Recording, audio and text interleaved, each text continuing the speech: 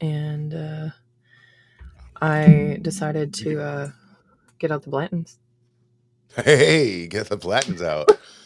Hell Yeah. yeah. I So love we're gonna that. drink the fancy stuff tonight. Sounds good. Yeah. I We'll love see it. how toasty Donna gets. Well, we got to loosen you up to get some juicy tidbits.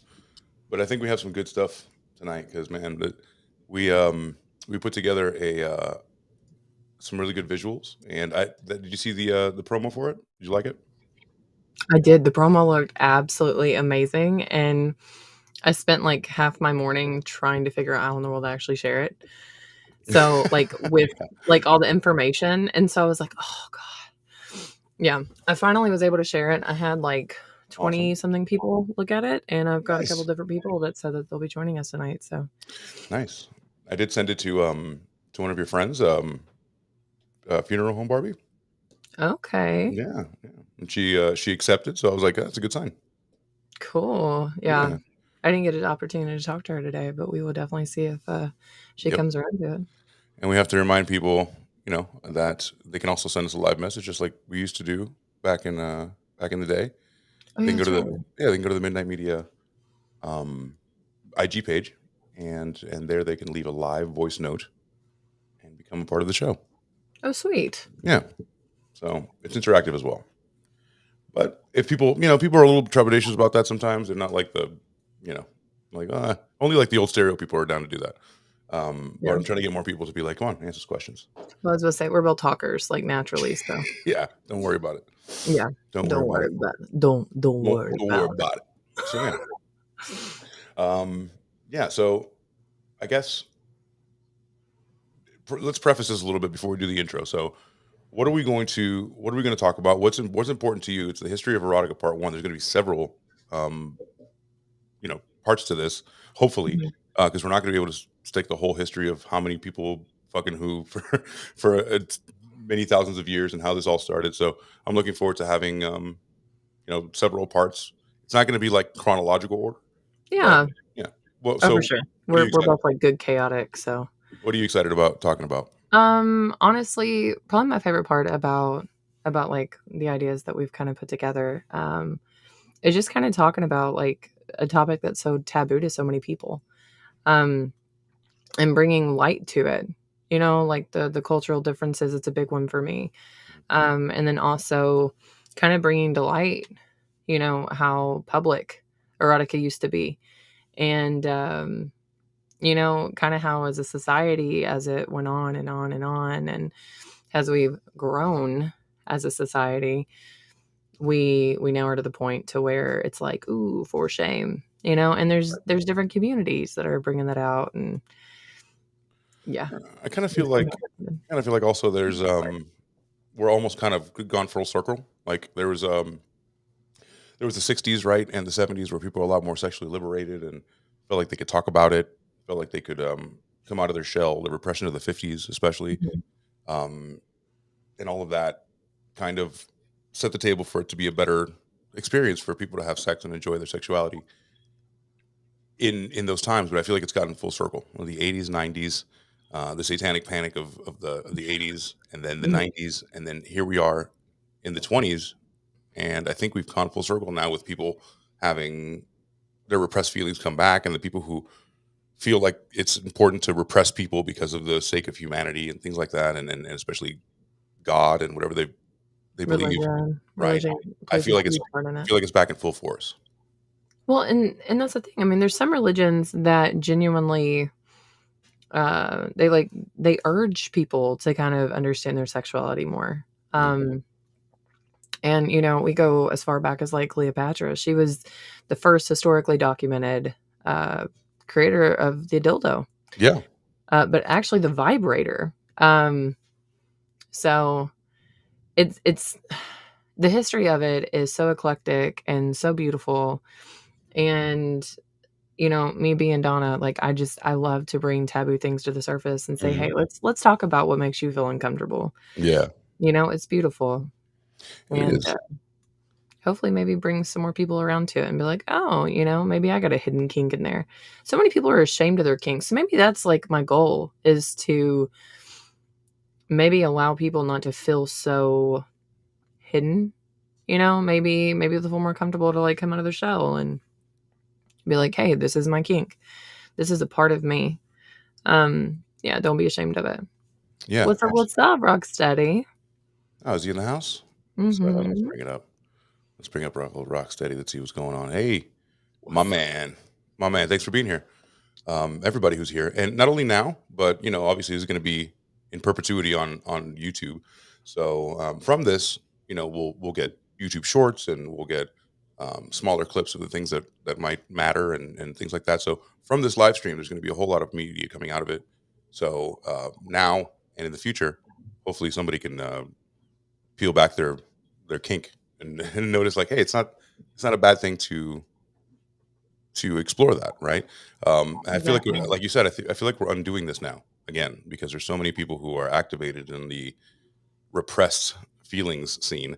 And what I've noticed is, and I know if you noticed this too, a lot of people who are repressed and feel like you can't be a part of your own sexuality and express it have a lot of repression themselves, and they themselves might feel a certain kind of kink that they can't express. Yeah. Their family pressures, church pressures, all types of stuff.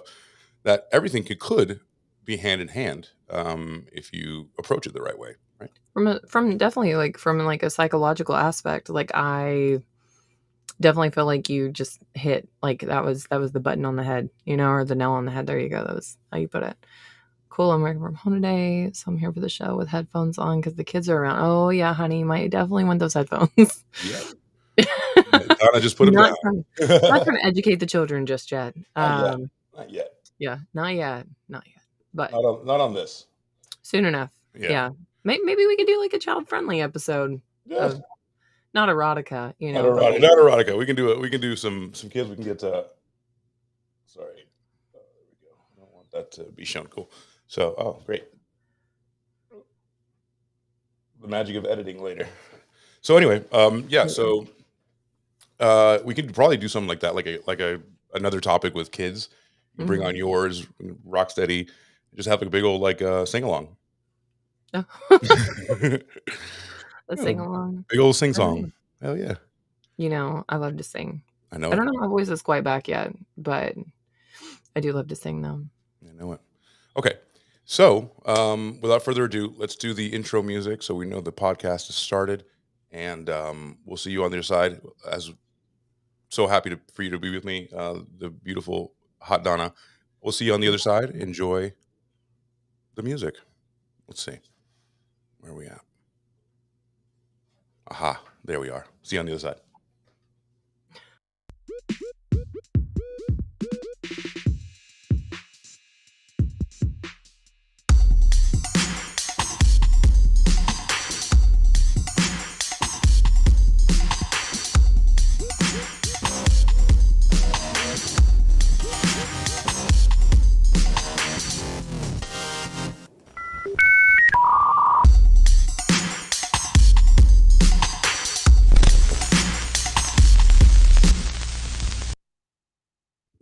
Here we are.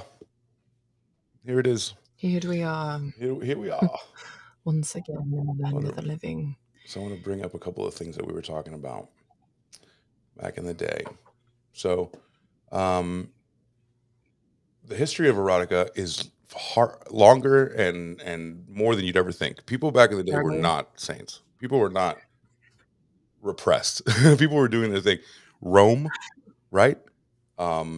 Dude, what was going on in Rome? These people were getting busy. Oh god. Okay, so I've been so excited to talk about Cleopatra and her vibrators. Oh yeah, of course. Yeah, bring it up. Yeah. Okay, so I honestly cannot tell you whether or not like the Romans or Cleopatra happened first. But Cleopatra, she used to she had like kind of a weird miniature sarcophagus almost that she would fill bees and then shake it up and create it as like a vibration sensation and then use it for herself. So you're saying, which is incredibly inventive. You said bees. They would put live bees inside of a sarcophagus and then that would buzz? Mm-hmm. Yes. Right. Yes. The beautiful Cleopatra, she was an innovator. in the sex world, or the erotic world of things, right? Cleo was an absolute freak, and that's what MD Ultron just said. Yeah, Yeah, I'm bringing him up. Yeah, absolutely. What's up, MD Ultron? she was an absolute little freaky chick. But that's literally just a part of oh god, you can go back and talk about the Renaissance, like the Let's stay with 15th century. let's stay with Egypt Huh? for a second. Let's stay with Egypt for a second. Okay, cool. Let's stay on Egypt. Like I gotta have somebody which get me back in shape, AC. Yeah, so let's stay there because it's a really interesting period of time because you would think that these people were even more repressed. They had no idea, but really when there's less rules and less people to think about, especially these people Mhm, were most of them were serfs and people who were slaves. We're talking about the high level people, the people who had all the autonomy, people that can do whatever they wanted. And mhm. just like now, you can imagine that rich people are on another level, right? Like we think, like, what could these people possibly be doing? Well, this is what they were doing in a primitive sense, right? So, Yeah. um, so the beginning of creation was by masturbation, is what they say. So, the very first Egyptian god was Really? Atum, who created himself. He had no wife, so in order to beget his children, Shu and Tefnut, he masturbated apparently.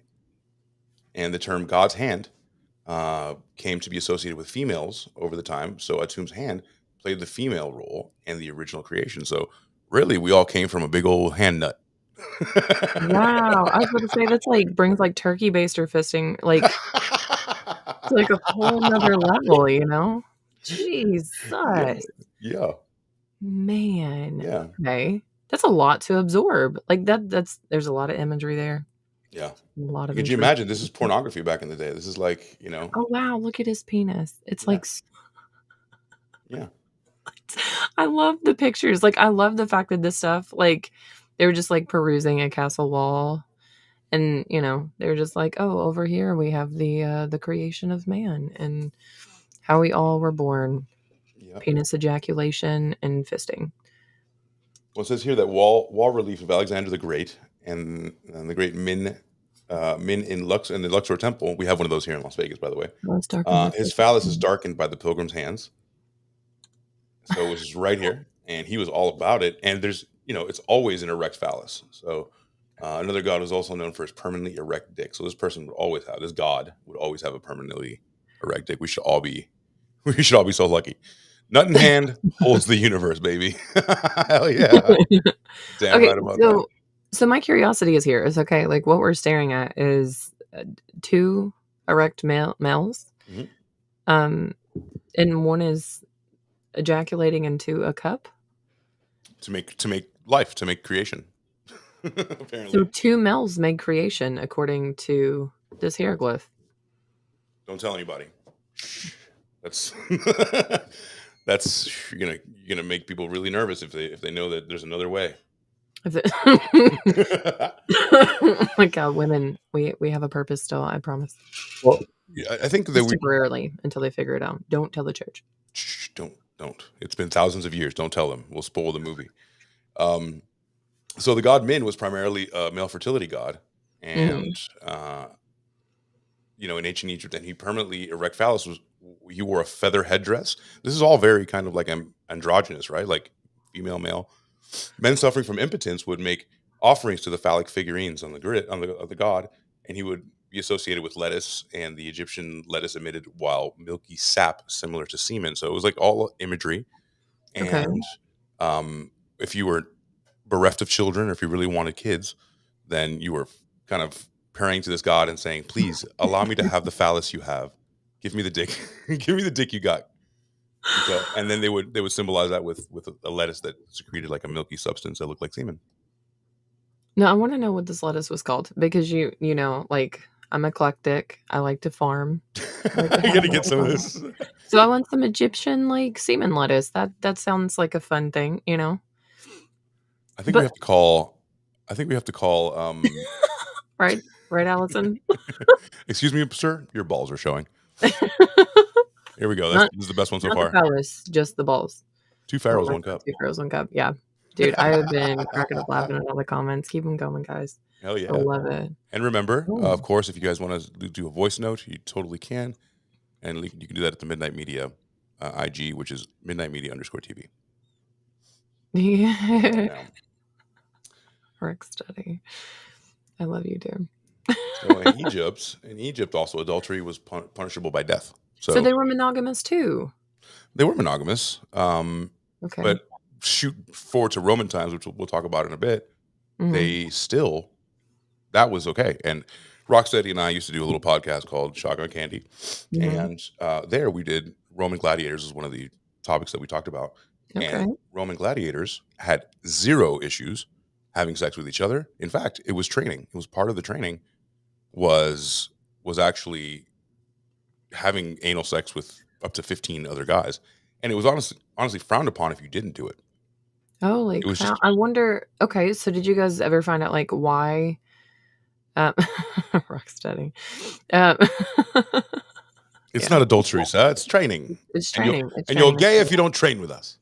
Yeah, right. You come home to your spouse. It's okay, honey. It was just I was just training today. Um, but I was just training, baby. I love you. but what do you expect? Like, okay, so back in Egyptian times, right? So, like, what is the dating pool like at this point? You know, because I mean, they're wild, clearly. You know, Clearly. How about this? But like shooting back to Egypt, look at that. This guy's entering. I would imagine it's a woman. That's a big nipple. that is a big nipple. That's a fat ball. That's a fat sack right there. It's really up high. He And must have had a lot oh of no, letters. this is his arm. I'm sorry. What? Is that his arm? See Oh, is that? he like inside of her with fisting, more That's fisting? major fisting action. Holy shit. Apparently, this was a thing. That was their version of the turkey baster at the time. But, like, I love how her head is, like, full 360. Like, Yeah. she's like, "Hello." Like, Go deeper, daddy. yes, Daddy? yes. Watch this demon. So it says, like any society, sex in Egypt did not only take place within the marital context.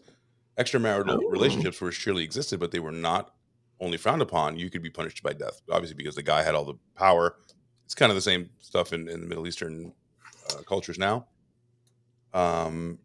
A rather sordid affair attested from the village Dia el Medina were workmen who built the tombs. So the people who built the tombs in the Valley of the Kings, those are the people that would have sordid affairs. That is She's faking it. She She is. She's like, get out of me, dude. Oh my god. She's faking it. I love how on the side, though, like, the hieroglyph writing looks like "go." Like, "Go fish, Go. fish, Go inside fish." me. Oh, it looks like a butt plug. Look. Like, straight up, like, right above her hand, up to, like, the left a little bit. Oh, he Like, does. straight up to the Yep. left. Right there. Yeah, I It's see like, it. "Go fishy, fishy butt plug." Yeah, that's I see it. I'm apparently a paleontologist now. Yeah, you guys and an archaeologist and a paleontologist and There you go. a geologist. It's a rock.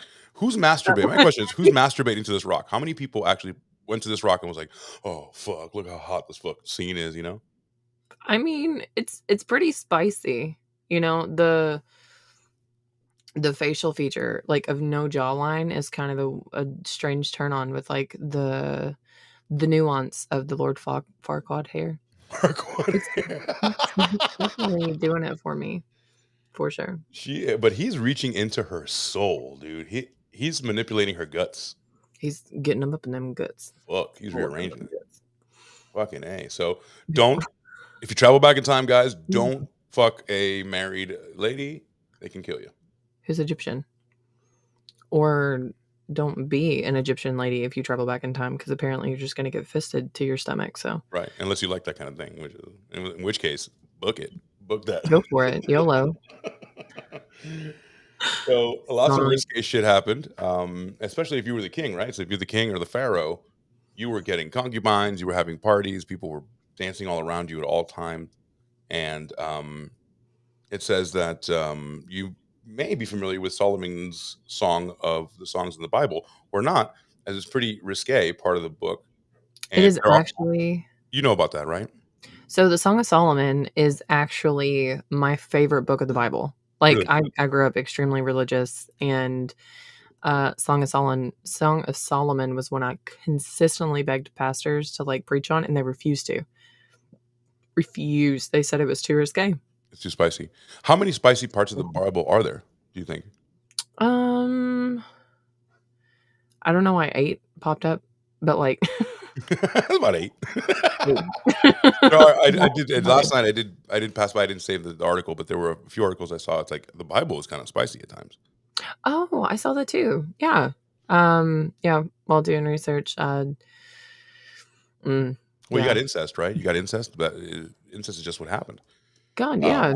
Well, apparently they were not very monogamous. At least the Egyptians had it together, guys. You know, they were at least trying to have some level of pairing going on with all the fisting. come here, baby. Let me pull that love out of you. But Much yeah, fun with them. racy depictions of women's body in the Bible and the Book of Solomon did not hold back. And like I was saying, just inadvertently, just the way the Bible is set up, it's Mhm. made to be spicy. Just because if you just get to the first part, there was Adam and Eve, Cain and Abel, and then after that, people were fucking, right? People were fucking each Yeah. other, and that you had to because that's the only way. If they presented an alternate motive, then cool, but that's obviously not what's happening. Well, and I know we're not talking about marriage right now, but like, well, to a degree, we're because we're talking about monogamy, but like, the Bible pushes monogamy in a way of like, to procreate. Mhm. You know, like a marriage is a huge reason, like you have to marry this person in order to procreate with them, or it's incorrect. And so I love that this is being presented like in a non-religious way. Like it's very much just like, hey, these are our rules. Like you do it or you die. We're gonna Right, take you to a temple and fuck your soul out of your body, apparently, right. because like Rocksteady said, if you don't do it, then it's just gay. So, If you're not doing it, if you ain't fucking, you gay. mhm. So here's a verse from the ancient Egyptians sang similar songs. Here's an excerpt describing a woman's body using imaginative metaphors. So it Oh, says, you wanna give it a shot? You I wanna think sing a love song you want of to the read that? Egyptian? Do I wanna read it? Yeah, Sure. In poetic form. sure. The one, the sister without peer, the handsomest of all. She looks like the rising morning star at the start of a happy year, shining bright, fair of skin, lovely the look of her eyes, sweet the speech of her lips. She was not a word too much. Upright neck, shining breast, hair truth, lapis lazuli, arms surpassing gold, fingers like lotus buds, heavy thighs, narrow waist, her legs parade her beauty. With graceful steps, she treads the ground. I can't say the last one. Oh, captures my heart Roll by me her down, movements. darling. There we go. Captures my heart by her movements. That's That's cute. in the Bible. Fuck, it's in the Bible, baby. That's in the Bible. It's in the Bible. Yeah. Egyptologists call this song one of these love songs sung by Mm. unmarried lovers. So this is a call to action to please come and do me. I could see me singing that, like sitting underneath a lotus tree, just fingering myself, like, please come fist me, Dad. No, I'm One just kidding. one Oh one God, that hand was in the air and the other one too down much. here. Come on. That's a Come on, beautiful. take me It's already. beautiful. Mm. The next one is Egyptians liked porn. Oh, look at this. This is cool. Why are there geese? Why aren't there geese? Why aren't there geese now? Oh my God. You gotta But look how big that guy's dick is. Look at left hand, it's really small. Got a big ass dick. Look how big. Jesus, okay. the My positions. my curiosity, okay, because like hair pulling is definitely something, most of us enjoy. Sure. But the way that they're hair pulling, like, could you imagine grabbing somebody and just like just, just fucking them up so hard. like pulling from the front? I mean, I guess like maybe it wouldn't hurt as bad, because sometimes like if you don't know how to wrap and grip. That's true. If you don't know how to around up there's a way to tangle, and then you might pull it too hard, and then you try to let go, and it's still on your fingers. That's amateur shit. Now I see the penis you're talking about. It's down in the bottom right-hand corner. Like, That's right. it's holding up the woman by her thighs. I think Just by her thighs. I think they exaggerated a little bit. I have a feeling that these dicks weren't that big. I mean, honestly, if a penis was ever that big, the man's heart would not function. Like, All he the wouldn't have blood. made it that far in life. All Let's the blood. Yeah, you're done. I mean, I like what she's doing. This This top one? middle one. Ooh, the carriage is kinda neat. You know, Yeah. it's Oh, a rolling carriage. That could be fun. that is beautiful. And then, yeah, lots of animals. Like, and then there's like two dogs playing patty cake, I believe. I Well, it looks like a monkey and, A monkey and a dog and then there's a cat, driving a miniature carriage. with a smaller cat. It is a very small cat. Well, look at the very small man. What are we little pig there's a little man. A little man. A little And there's man. okay, now hold on. There's, like, another monkey drawing this carriage with, like, a two-headed person? Yeah, Or are those two separate people? that might Followed by be. the little man. So Egyptian furries. Maybe that's what it That was. you see what I'm saying? Why are we so chastised now? I'm not a furry, but why are people so chastised for their kinks? There was furries, there was bestiality, there was size queens because those dicks are way too fucking big, Yeah, right? I mean, that's intense. You're looking at acrobatic shit. The person on the second row, the bald guy fucking her, looking like a crossbow. You know. And again, the hair is grabbed from the front, but only half of the hair. Well, maybe he knows what he's So, doing. Maybe he knows what he's doing. Yes, this I isn't his really first wanna try rodeo. this now. You realize as soon as we're done with this call, like, I'm gonna go in the other room, and I'm gonna try to grab my hair from the front and just You just see what's get up. back and tell us how it worked later on, Yeah, see or what's up. part two. You let us know how the hair pulling worked. So Yep. Egyptian furries, 1000%. Mhm. I mean, don't haven't you seen them? They all have like bird beaks, and some of them like they love cats, right? The cats were like the Oh major my thing. god, I love the Tell me, beasties of tell me Egypt. one time in history, or now or then, where someone who wasn't obsessed with like a cat lady wouldn't want to like Mhm. be a cat, like a furry. It's the same shit back then. It's human nature. Cleopatra, her obsession with cats, like, you know, well, hell, just the Egyptians' obsession with cats in their self. That's right. They probably had sex just to appease the cats, honestly. They were like, "Here, let's give another reason to just overly indulge in ourselves sexually." We love these cats. Can you imagine the smell of cat pee back in ancient Egypt? It was just I mean, it was probably a little intense, but mm. Everything smelled like sulfur. It was like a sulfuric kind of a cat pee thing. People were coming in like, "What the fuck is up with this tomb? This tomb fucking smells, bro." It's probably why there's, like, limestone in random places. It's just So gross. before X-rated websites and before Playboy magazine, there was a Turin erotic papyrus. So papyrus is paper. The papyrus Yeah. allows a paunchy, balding, short, and scruffy man having intercourse in some rather improbable positions with a beautiful woman. The purpose of the papyrus is unknown. It may actually be a form of political satire, as a number of vignettes showing the animals and human roles also appear in the same papyrus. No matter what the interpretation is, the Turin erotic papyrus is one of the most important documents that we have to understand ancient Egypt because they were motherfucking freaks. They were fucking So it could be satire, as we're satirizing this now, or it could be a real erotic depiction, or it could be both. Man, you can laugh and come. I mean, you definitely can, I've done it. You can also cry and come, I've done that too. You've come and cried. Fuck yeah. Like, it's been, like, such an emotional experience that, like, dude, I had, like, this whole manic episode one time where, like, I started laughing because you know, something just, like, made me laugh, and then I started, like, weeping, and then I went Wow. back to laughing, and then I went back to weeping again, and, like, at that point, I would have been done, like, having sex with me, but no, this person did not. They were like, "Wow, this is amazing. This is running the gamut." Right? I've resurrected the demon from her soul. Look at how Okay. long religion who follow the Bible was strict on chastity and abstinence. Wonder who decided furries and orgies were no go. People that Speaking couldn't of, control it. Yeah. should I do it? Do what? Should I do our PSA now? Go for it. Yeah. Do our PSA. Our Let me get rid of PSA. this. Okay. Mm. La, la, la, la, la. Okay. Are you feeling the heat? It's time to take it to the next level. But before you do, make sure you protect yourself and your partner. Always use protection during sex to reduce the risk of STIs and unwanted pregnancy. Don't let the passion overtake your safety. Keep a supply of condoms or other barrier methods on hand and use them every time you have sex. Remember, condoms provide protection. Yes, I know it's not the most pleasurable, but those kids don't pay for theirself. And let's not forget about foreplay. Kissing, touching, and exploring each other's bodies can be an exciting and pleasurable part of sex, but make sure to avoid any genital contact or exchange of bodily fluids until you're both ready and protected. So, whether you're with a long term partner or a new flame, make sure to prioritize your sexual health and safety. Get tested regularly, communicate with your partner, and have fun. Consensual and safe sex. This is a sexual PSA brought to you by Hot Donna. Thank you, Hot Donna. He probably wanted to see how much it took to send you the emotional nut. Seriously. Oh my God, it was How many so. more thrusts will it take for you to fucking just absolutely break down?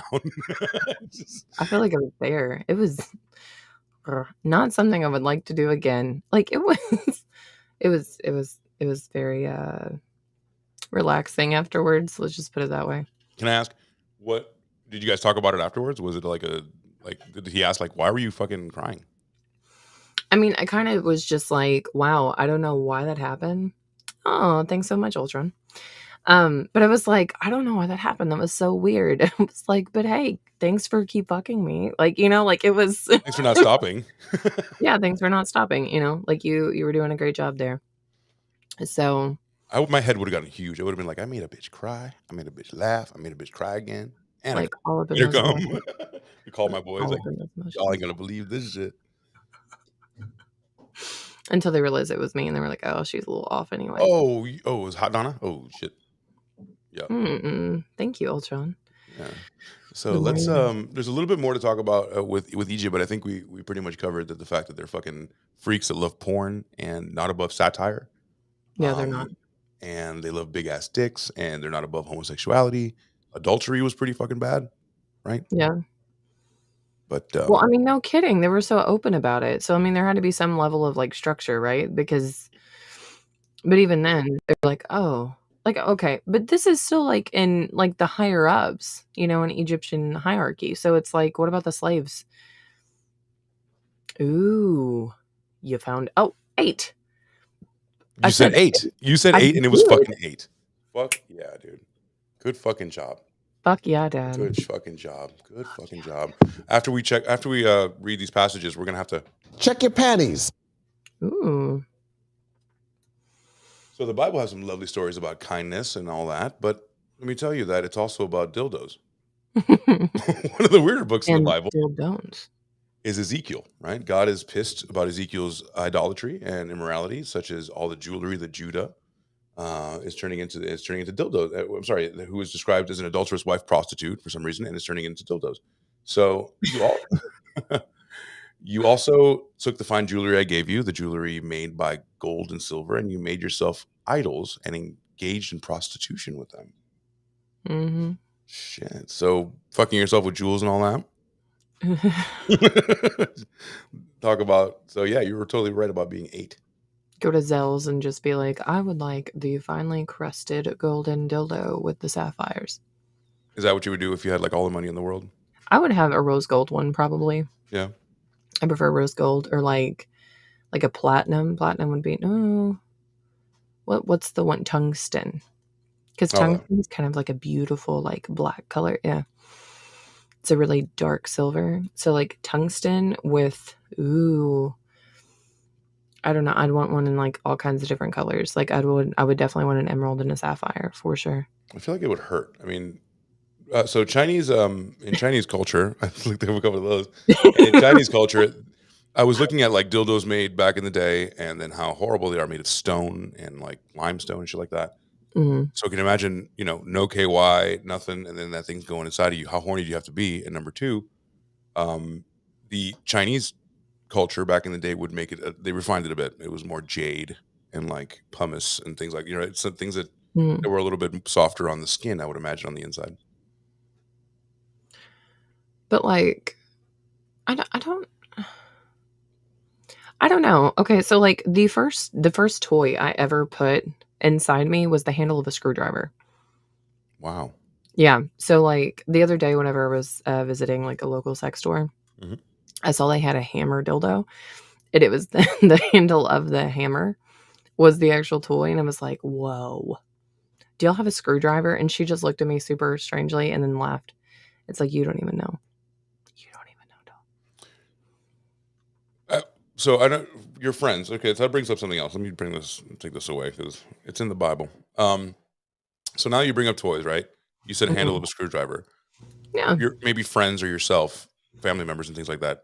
What other things that they would experiment? As a man, I would like to know that. I'm thinking, as a boy, I'm like broomstick handles, fucking cucumbers. What have you heard is popular? Um, so cucumbers for sure. Yes, I literally screwed myself. That was low hanging fruit, and that was well done. Nice, nice one, Ultron. But no, so honestly, um, let's see. I'm trying to think of things that like I've used like squash, like butternut squash, cucumber, ice cubes. I know people have kind of and it was Phillips, by the way. Fuck blackheads. But anyway, so I'm really trying to think. So like the end of the screwdriver, broomsticks? No. I know a really brutal story about a broomstick though. I will not talk about it here, but I will tell you later. Um, I can only imagine. yeah. Oh god. I'm really trying to think about like weird stuff that I've done, and that's a lot. Hey, not only Um, you, we're not trying to put you on blast, also, but like if you've heard of anybody like friends or but I feel anonymous. like they're pretty common practice. I do know a girl that tried to like oh god, like this. She tried to use something like this. Oh God, it's a vacuum. You can't do that. Yeah, right. But like because of this, which I mean, of course, everybody's saying like the woman that like shoves this up her and then like it breaks and like that was scary. Right. Um, but part of the business. It's Seems a little risky. idiotic to do that just because you know that it can break and you can die. I'm a fix it lady, rock Mister steady. Fix It. Always and forever. Can you come and fix it it's a long journey to come fix it. with my handy dandy toolbox? Hmm. I don't know. What are some weird stuff you've heard about? Like, So my front door neighbor, it's a lesbian couple, okay. and she is in the medical field, and she works at a local hospital, and we were having a couple beers one night in our driveway, Mhm. and she told me, she's like, what the things that she has to work on, and one of the things that she's like, you have no idea, bless you, you have no idea how many people and how big a part of my job is to pull things out of people's asses. Oh yeah. Toy cars, fucking long ass. I think she mentioned bags with like change in them, things like that. Um, hammers, like hammer ends. I'm trying to remember off the top of my head. But and there were pictures, by the way. She showed me pictures on her phone, and this is all real. It's all real. It's just surprised the fuck out of me. Like these are people. These are not like 25-year-old gay guys who are ready to fucking experience it all. Just This is everybody. like this is like 60-year-old guys coming in with like Mhm. I put it in too far. Well, I mean, fuck yeah. Like, don't you think like by that point in your life, you're like, okay, what can I do that's a little kinkier than I did last year? Right. So it's like, fuck it. We're just gonna shove everything up there. See, but that's also I have a huge collection of butt plugs. Terrified of them. Absolutely terrified of them. And I've talked to ER nurses, and they're like, that's literally like we pull out at least a couple a week. And I'm like, that's crazy. Like, see, and so that's my reason why, like, anal beads, great. If they've got like a whole like hook and latch system, you can pull them out, great. But like the things that just have like a knot, they just get sucked up right up in there, no matter how tight you are. Ooh, the I crushing wanted machine. to. I wanted to see. I wanted to see. I was expecting that kind of reaction, like, "Ooh, what's that?" Mhm. To me, that looks atrocious. Just because, I mean, what it does is, I get it. But like Machine from my gun, from my essentially. perspective, it's like it's gonna blast your ass in a bad way. But there's this has been going back a long time. There's also a steampunk version where it looks very mechanical and old and dusty, where somebody was so horny and so brought to the, obviously, what is it? Creation is the mother of invention, or invention is the mother of necessity, or something like that. Creation. So Yes, right, something like that. how necessary and how fucking horny were you to get in there, tinker, and make the first dildo machine? I mean Ah, the Rambo model. honestly, I feel like if they hadn't been created, I would probably be the person to create them. Um, like, I would be like, "Okay, enough of this." Like, the other day. They now have dildos that have like built-in thrusters inside of them that Mm. actually rotate back and forth, and so it like slides, and then it like thrusts back and forth at the same time. Why? It's like we're gonna really not necessarily need the male race anymore. And apparently Oh, the male race doesn't need women anymore because you guys have got all the secrets of how to procreate without, ovaries and uteruses right. locked up in hieroglyphs. So Sure. What's your exactly. experience? Have you ever been on a Sibian? A what? A Sibian? It's like the kind of this like this thing where you sit on it. This looks like a fucking outdoor grill. What the I fuck is d- this? That's why I was like, what are you talking about? It's This like is I a cooked chicken on that. this is a Sibian. It doesn't necessarily go inside of you. It's a thing like you kind of mount like a. It was big on the Howard Stern show, and he Yeah. would invite girls to come on, and then they would sit there, and then the clitoral stimulation, this thing would go crazy. One is like, and the chick would go nuts, and then like 10 is like, it's gonna explode your pussy, right? So You're this gonna is, make me want to go buy one. I can send you this link. I've always wanted one. Like, I've always wanted one, and I always talk myself out of them because they're so expensive, and it's like, look, you could so use the money somewhere else. Yes, I that is guess so. definitely for rave parties, Rocksteady. It's 400 pounds. It supports 400 pounds. This stove, this stove, 400. 400 pounds. It's 7 inches of pure, unadulterated, fucking silicone dick. Like, where would you hide that? Like, you would need a whole little room for it. Your garage. It's like, The oh, garage. let's move a couple things there. Oh, just move the dick machine. Just put a grill cover over it. Nobody would know, right? That's it. Look at this. How many holes you got? Jesus Christ. The Versa fuck sex machine. The There it Versa is. fuck sex machine. Oh, the Jeez. Dictator extreme sex machine. The Dictator. I like the Dictator. I like the sound of that, which brings me to, like, my next favorite thing in the world, which is dick costumes. Oh, puppetry of the penis. Oh, look at this. Hold on. Wow. Is that what you're talking about with the Mod Love thruster? Mama Thruster. No. Hold on. Oh, 404. You asshole. Oh my god, I love this. The tongue vibe. So, like, everybody's different. Like, some people, even like with Oh, males, some people like different forms of stimulation and things like that. And I think women, like, they're either internal or they're external. And it's even like different things do it for you. And it blows my mind how, oh god, look at the penis sleeve. Hold on, look at that. Beginner butt plugs. I love it. That's a beginner. It's definitely like a beginner to furries. Oh, I love that bed. yeah. These are BDSM beds, which is weird. Oh And my god. so these are, so I it's love specifically it. made to like tie people up to, right? And then what's the Mhm. difference? This is a sex swing. I feel like a dungeon bed. This belongs in Yep, Rocksteady's house. that is a complete. It's Rock's dungeon. What What about the about AI nipple? dildos? They're so smart they know how to fuck themselves. You're not. I think you're onto something, Rock, because there are app operated dildos now that actually do stimulation depending on what you do on the app. So it's all Wi-Fi controlled. The toaster, the What? refrigerator, the dildo, everything's together on the Wi-Fi. And that's just everything. Like, when somebody tries to connect, they're like, "Oh, what's this? What's mommy Imagine somebody disclosure?" comes over, just tries to connect, and like you're in the other room, and she puts it on like 17. Thinking they're turning up the TV, and they're just out there, like, trying to fucking get them to stop, like, just walking in the room. Made to order knee rests. Is a spanking bench? I Yes. mean, you could just go to, like, a Catholic church and steal a pew, Right. like one of those kneeling pews, it's so much cheaper.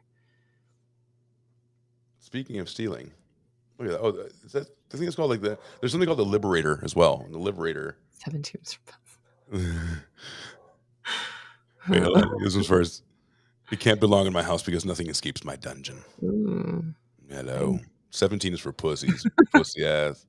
That's true. pussy bitch. I love So, the face strap-ons. Like, it's so cool. Sorry, so I'm, like, keep looking at all the ads on the we're side. just shopping for you. I mean, What's a we are. BDSM bed? Reasons why. What's a BDSM? A BDSM bed is a piece of furniture designed to enhance your BDSM activities.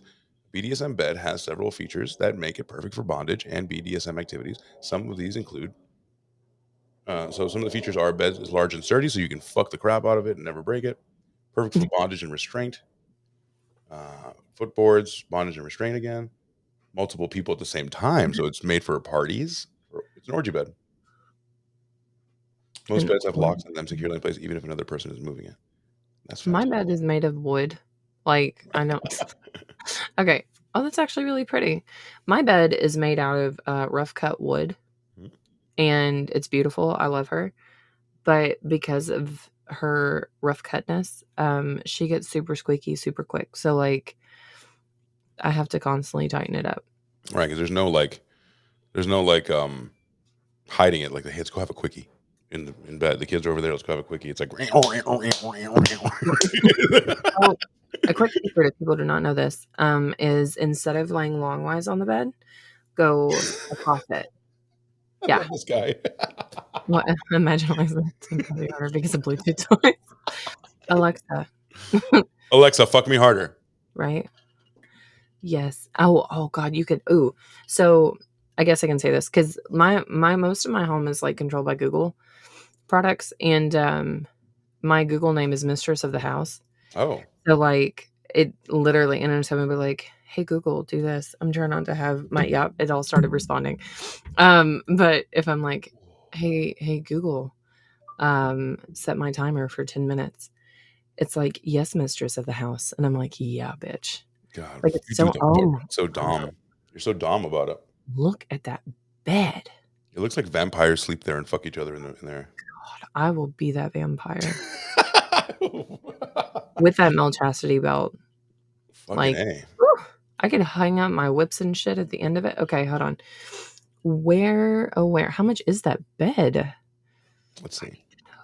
Um, Smaller versions. There's more like ooh, kind of durability cons, cost, space requirements, risk of injury. There's a risk of injury, guys. It might not be appropriate for beginners. Beginners what? Like beginner like putting somebody on on a handcuffs bed. on the bed. You know, like, You may not be able to sleep on this bed if you were a beginner sleeper. Yes. this can okay. So let's see. Let's try to order one. Okay, cool. Cool, I dig it. I don't know what she's wearing, and I don't want to make. I want to make sure this is okay to show. Oh yeah, there are naked people here. I can show that. Okay. Let's just say that the bed that you like. Okay. Let me try to use my words because so there are naked people here. So there's things. It's like a big X. It's almost like a crucifix, but an X instead. It's And called a Jacob's cross? St. Andrew's St. Andrew's cross, that's cross. what it is. Yeah, and then people get tied up in there. There's also like a small like cage dungeon. She's naked. I wish I could show it. And Apparently Rocksteady has that in his house. so I would say that the beds, some of the things are between $1,500. Oh my God, that's so Dude, complicated. Wow, I wish you could see this. What is a? Oh God, no I'm so way. jealous that he gets to see all this. Oh my God, I'm blown away right now. I'm sorry. Maybe I can do this really quick. Just this part. One sec. What are you staring at? This is blowing my fucking mind. One sec. Okay. One sec. I want to make this happen for you, everyone. Everyone. He's gonna make it I'm happen, gonna make it Captain. fucking happen. Make it happen. Do me Watch and my this. best Austin Powers. Alexa, do I make you horny? Do I make you Randy? There it is. Oh, the latex back bed? What the fuck is that? Dude, people are like super into like latex vac suits. I You've done that? no, I'm too dommy for that. Like I'm that yeah. is like complete control over like you are giving Your someone hair. full submission. Yeah, like full submission. Oh yeah, there's some that are like full vac suits that even have the nose and like mouth covered. And you have to wait for your dom to actually cut open the mouth and like allow you to breathe. That is the fucking ultimate, like relinquishing your power to somebody.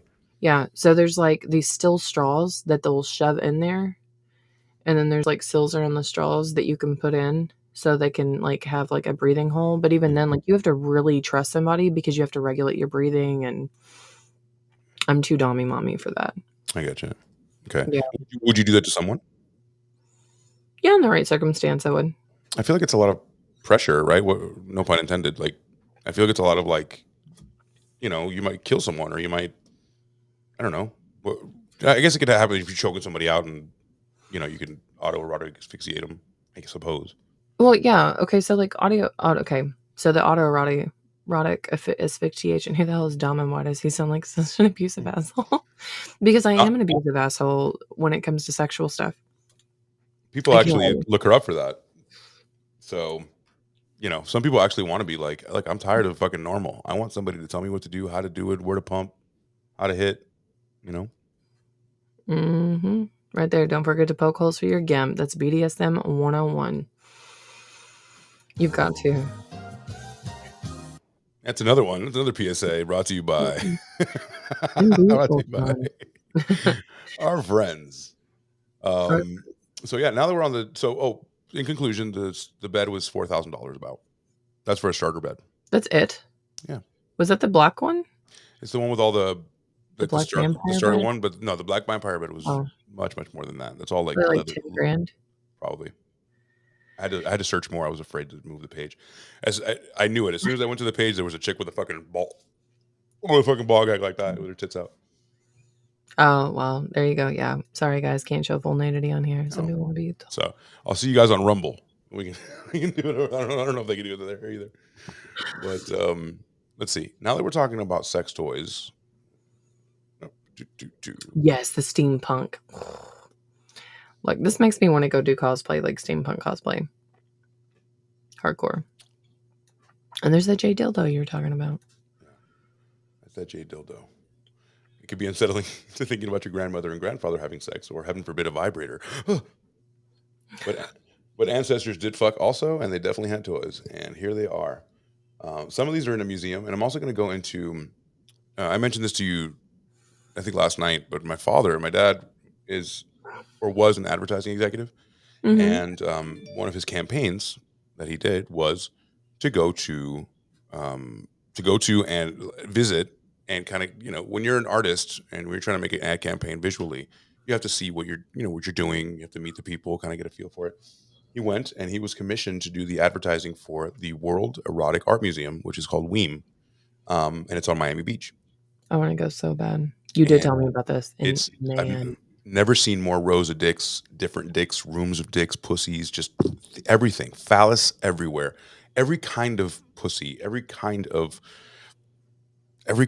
anything that you wanted to see. There was an exhibit for it, and finally, when it opened up, we went to the grand opening, and it's awesome to see. Like it was on Miami Beach, so it was an easier sell than doing it in fucking I don't know, the middle of the country or whatever. But it was amazing to see so much ancient shit like this. Sorry, at the beginning, from bread dildos and beyond. Some people want to be told what to do. I'm cool, thanks. I have a wife already. Seriously, that's all I need. But honey, honestly though, there's a thing called a switch, rock study. I don't know if you know much about that, but so a switch is somebody that can be a dom or a sub, and it really depends on the other one's personality. Switch hitter. I'm definitely a switch, for sure. What do you prefer though? You know, you prefer if you need to just start. You're like, you know what? I'll start with the dom. It depends on the person. Like I've always been a people person, so I can just read people. But it's like top switch. See, yeah. Top golf. Top yeah, getting a little reach around there. Yeah. Power bottom. Power bottom. A power bottom. There you go. So, but yeah, no. So I'm such like a power hungry person that I'm kind of dominant in life. And so like sexually, yes, I enjoy it, but at the same time, like I really do enjoy being able to be like submissive to like the right person. Right. Now I would never be like fully submissive to like latex suit, but like just being told what to do, like all of that stuff just really excites me because if I respect you enough to sit there and listen to you in that way, you say power bottom, and there's a big ass dick on the screen, so welcome, baby. Yeah. Fuck yeah, you know how we do here. Mm-hmm. What's up? Thank you for coming. What's up? So yes, I understand that, and just the way you speak, the way you carry yourself, and everything. It's hard for me to picture you being super submissive for long. It'd be like a nice novelty, but I feel like you'd retake that really soon and be like, "Shut the fuck up, bitch! I fuck you." Oh yeah, stick your thumb in your ear now. Oh, look, we both did.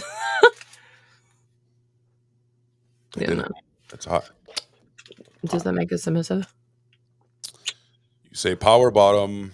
So this is a bronze dildo with a ring attached to it. What bronze? I thought it was jade. It's kind of. Oh, never mind. Bronze turns green. Yep. Maybe it's a strap. Ooh, Maybe it's a strap on because it had a ring attached. It was it found is inside a of a ring. tomb of an aristocrat. Yeah, in the tiny city of Yinzhang. Judging by the Oh, materials, its intricate details used to creating this relic, Chinese considered sex toys an art form. But yeah, everything. I mean, everything is kind of gilded and beautiful when it got to their culture. hmm I am the captain now. I will do it. I'll do it again. Just tell me what to do. Stick your finger in your ear. Trying to be Dom from the other side. He is. They are. Well, there's a keychain just in case you run out of the house without grabbing your keys. You always have that with you. Just your handy dandy dildo. It's a butt plug. Oh, it is a butt plug.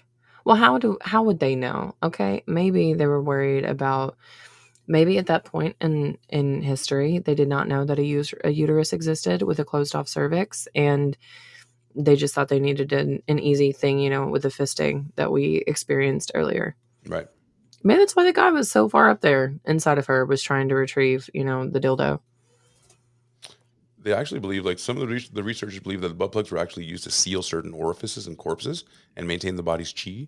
They believe that there's obviously a life energy inside of you, and in turn, I could see how that can make sense. Where you want to keep the chi inside of the vessel as long as possible by popping them. One of the things. But did they have to make it look like a penis? Like that's, they could have made it look like I would have that in my apartment. door Just like knocker now, like that. make everyone like no matter who grab a big ass dick and just bump bump. Who is it? Just make you wait out there for a long time. Who is it? I'm like, hello. Hello. We didn't hear you. Can you knock louder? This is the coolest one I think that I've seen because Ancient like Greece. I'm super curious It's about got it. veins in it. Yeah, like super big vein. I wonder if their veins were bigger Thick back then. Roman, thick Grecian veins. I like the shape of it. It's a nice little keep the chi inside of the V. Do you think that that was definitely cut off? Do you think it was much longer? um, Probably yeah, for sure. Because like, well, I mean, you got to think about like from a curvature standpoint, right? Mhm. So I feel like it would have went upward, just it probably by like maybe 3 inches. Mm. Mm-hmm. If you were a horny woman living in ancient Greece, you probably didn't have a slew of sex shops downtown, but you did have plenty of bread, which could be fashioned into a perfect bread dildo. Folks living back in Well, those days reportedly didn't identify as heterosexual, homosexual, bisexual. They just indulged in whatever pleasure they wanted, and that was the beauty. It was an erotic smoky pipe. If that was um, the last pipe on Earth, and I wanted to get high, I'm not sure if I would be able to fucking do that. I'd rather well, eat. 420, is tomorrow. They just indulged these fucking January people. 10th. They did not give a shit. So according to Vicky Leon, the author of The Joy of Sexes, Sex in the Ancient World, a biodegradable sexual aid, which made them responsible, sexy people. So biodegradable, it was bread. Like, bruh, that is. I wonder if I would be allergic to bread dildos. Why are you Me allergic to also gluten? Are you having gluten allergies? no, but I am an eclectic bread maker, so now I really want to find like a recipe for a bread dildo and just see if I can do it. Because it's like hollow. Yeah. So like I wonder if they use like a mold and then they use like a hot furnace to like kind of get it to, Set. yeah. It's pretty perfectly done. I mean, except for the whole, obviously it's ancient, but like that right there, that's pretty well done. If you're doing that by hand and you don't have a mold and you're adding like veins, like it's pretty fucking good. I'm so- If I ever get caught, I'm gonna be like, you didn't want my chi to escape. This is why bread never lasts in my house. Oh, I love you people tonight are fucking hilarious, dude. Fucking chat is taking over. Here it is. Ooh, Here's the the thing that everybody needed to see. 1869. The person that I said earlier had the inventive streak that was like, I need shit in my ass, and I will make a machine that does that. Look at this shit. Like it's got like bumps. Like For her pleasure. for his probably. For his, probably. Yeah, you're right. It was a. Do Look at you this think this shit. was a guy? If anything, I feel like men were like the head inventors on majority of the stuff. You know, the woman probably came up with the bread ever. And it's a coffee maker. Hey, dual purpose. It makes the most perfect drip coffee you've ever seen in your life. Oh my god. Let's do What? this. Let's change up. I wanted them to be able to see themselves chatting because there's so many chatters. Let's see. Let's change up the way this looks. Oh, really quick. And let's bring up the chat so they can see it as well. Chat overlay. Here we go. Cool. There you go. Keep them coming, guys. Keep it So coming. now we can see ya. This would have been the day after the statement. Yeah, some man was just looking at it and was like, you know what? That looks really nice, but it would look even better with a dildo on the end of it. Like, we can reinvent. The day after the Steam Engine, the guy was like, "What else can we make with this? I've got it. I know exactly what we're gonna do. It's gonna fit in my ass. It's gonna fit my ass." The steam-powered manipulator, also known as the hand crank vibrator, years before electricity would truly change the game. American physician, you got it, George Taylor came up with this unique, utterly frightening design, which consists of a dildo attached to a steam engine that produced vibrations. You've got to give it credit where credit is due. Unlike many vibrators that would come after this one, there's no way you can pass off this beauty. It was honest about its intentions, and it just wanted to make Right? you come. That's what it was. Yeah. How many people did this kill? Like, right? It's important to remember that a device like this one wasn't created with a female orgasm in mind. The goal back in those days was to help alleviate hysteria in women. And by hysteria, they meant sexual frustration, but it would be decades before those words would be used. So this is exactly what's going on. Yeah. That's exactly what's going on. Yeah, they used to drug up women with opioids and masturbate them. How many people did this kill? Great fucking question. Right? Love to know that. It's so rusty and old, and a steam engine with like a bike chain, right? And pressure valves and shit. Holy shit, guys. I mean, nowadays it would probably kill somebody with like giving like tetanus or something, but like, Jesus, that is it. I can't get over the fact they made it red. Yeah. What color should we make it? Cherry red. Vader, what's up, man? Dude. Yeah. Oh, man, what's going on, dude? The Vader 66. He's finally made the broadcast. Pleasure to have you. This is how Edison got more time to invent. Genius. I wonder if Edison ever created a sexual toy. Well, Edison, I know, was a freak himself, right? Yeah. Like a super freak. Super freak. Super freaking meow. Super freaky. This is how Edison got more time to invent. Fuck yeah, dude. So that's it, man. That's a steam powered fucking dildo. It was obviously made by a guy. He was a physician, so he had, bodily things in mind. It's not like he just put this together right in his garage. He thought about this. He was a doctor. This is live. I've been trying to figure this stuff out. Oh yeah, it's live, dude. Yeah, it's a great way to come see us and also share the screen. So we do more of a visual thing, Vader. I know we met on stereo, but it's always what I wanted to do, which is like share screens, talk to my friends, and roast shit. That's ridiculous with my people in the chat and my guests. It's like the dream come true. So welcome, man. You can take as long as you need to figure it out. It is cool. Oh, here we go. Hello. So it said that he's rumored to have created his own sex toy. Oh, what is this? I looked this up. This is it's a doctor, Makara's Pulsicon hand vibrator. It's a hand crank vibrator. So you do this, and it's got like a little suction cup that's like bloop, bloop, like.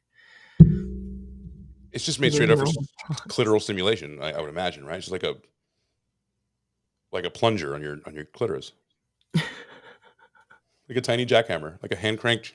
Tiny little jackhammer. Oh, guys, remember that you can actually leave audio notes to us if you go to Midnight Media's IG and message them there.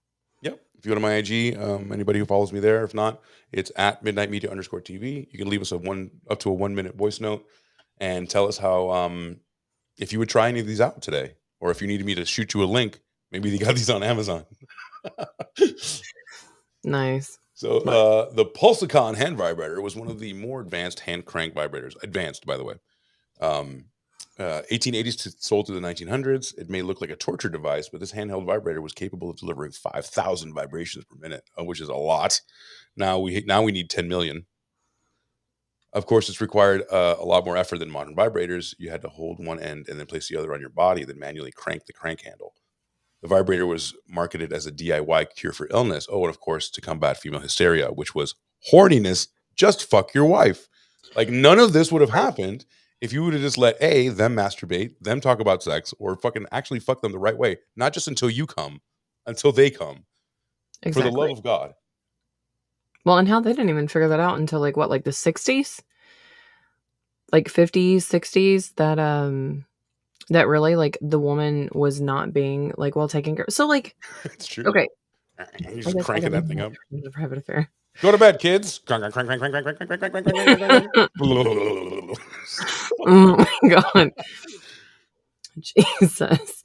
But no. If you think about it though, it's like how do we go from like ancient Egypt, okay, where somebody is like everybody is like so like it's a cultural norm, right? Yeah. To like we get so religious persecution. Sorry. Okay, so like you get to the point where religion really takes over in the modern world and then it's, women and men sleep separate and I mean think about it. And they end up getting in separate beds and things like that, and now women are hysterical, because they're not getting their needs met. If only they knew that there's no way to cure female hysteria, especially with me, because apparently I just break down crying and laughing Yeah. It manically. was So right before you came. We were talked about a time that she was. I asked her if she ever like cried and had an orgasm, or she's like, I cried, I laughed, I cried, I laughed, I came, I cried, I laughed. I don't even like crying, like, it was weeping, like, I mean, Oh God! it was so bad, like, it was so bad, and then I would laugh until, like, I would start crying again, and it would just, like, transition back over. It was so weird. And then I remember I was coming. Ah! Yeah. So, Dude. yeah, dude, like, female hysteria, and that should say so much right there. Like, female Mhm. hysteria is such a fucking old school, repressed man fucking term where it's like, "Oh, look at her, she's being hysterical." The problem is, buddy, your dick ain't big, and you don't know how to use it. Right? And then when you try to fuck her, you're not making her come. Look, Let's it's get the voice message, baby. ooh, Oh, here we go. voice Let's message. listen to the voice message. Let's bring this up, and let's try. Let's go. People Can you hear that? I could for, like, still a second. like digging holes with shovels, hand churning their own butter, riding horses, but so that made the steam powered dildo contraption like the most advanced piece of technology in the house, Yeah. right? The butter churner, the make a sandwicher. Like, did you make like a exactly? And imagine, guys. I just thought about something. Is that a plunger on the bottom that you put on the floor, and then the dildo goes up, and then you crank it like that? Is that Oh, what's going on? shit, I didn't even think about that. Like, I thought that the plunger was, like I thought that was a handle for, like that you wound up, and then the plunger went inside of you. Right. But that actually feels more comfortable the other way. Okay. Look at this here. Look at the little manuscript they give you. Like, Yeah, see, please the refer to the direction. manuscript. It's just the instructions. I couldn't even think. I almost said to-do list. Look at me being a suppressed woman. So that's 1880s to 1900s, and then we have 1900s to 1920s. They kind of they repackaged it a little bit, they refined it, and they called it the Makara's blood circulator. Sorry. The blood circulator. That's what they called it. He improved on the Blood model. He got the next generation called the blood circulator. Similar to the original, this was a hand crank vibrator with a little something extra. The vibrator, which you would place directly in your body, featured applicators that would screw into the center of the device so you could manually increase the vibrations and have more control over how powerful a vibration you wanted. That is it. I mean, Horrific. It's horrific. I don't know. I feel like I would try it though, Yeah. Like I I definitely feel like I would try it. You would try that? Fuck yeah, I would. The black one though. I prefer black. What about this one? I mean, Don't you want that? YOLO. Do you want a fat load of tetanus inside of you? Salad with goodness. It's Where like you just come like copper rust colored. Like like shitty water. shitty water. Yeah, just look like I just shit all over myself, like coming out of my I actual just can't. I just came so hard with the shitty water on me. Just your period, always. Always Yeah, is. dude. So that's vibrators of the turn of the century and back in the 1800s. So you don't know how fucking good we got it. You really don't. I mean, I definitely, I I know that women are not so persecuted as what we once were. Like, I always got my handy dandy Hitachi wand that I mentioned so much on my old podcast. Always, on my left side of my bed. And you can literally drop ship a freaking dildo any time of the day now. So yeah, I feel like we definitely, Yeah, have it's it a true. lot easier. That's true. For sure. Okay. Okay. We have a message from Rocksteady. Let's see where we are. Ooh. Of course, I never thought about that. The steam-powered dildo. Apparently, there was a lot of injuries from that because the women used to get horrifically burned with third-degree burns, and it would keep their vag in a bad state of infection and the wound open. It's kind of perfect for a transgender male that's gone to female to keep your vag open. Jesus Christ. Oh. And this is why I love live streams, because this is what it's all about, baby. This is what it's Oh. all about. And my friends are awesome. My friends are awesome, and they're extremely intelligent, and they leave the best voicemails. I love it. Dude. And everyone's encouraged to do that. Anybody who wants to be a part of this can. If you feel that strongly about sex and you want your voice to be heard, I will play it. Oh my God. And Hot Donna will listen. I will listen very intently and maybe judge you just a little bit. Oh, by the way, for people that were here not in the beginning, if you're a bourbon fan, I'm drinking from the lovely Blanton's tonight. Not sponsored, but I should be, because I drink way too much bourbon. Blanton's is one of the best bourbons ever made. It is several bottles have gone down with me and myself and my brother. My brother's a huge bourbon guy, and I've in the last 6 years I've gotten into it, and we have a lot in common because we like to get drunk the same way. Foresters and Green River are my favorite, but That's the other one I want to try, which is local to.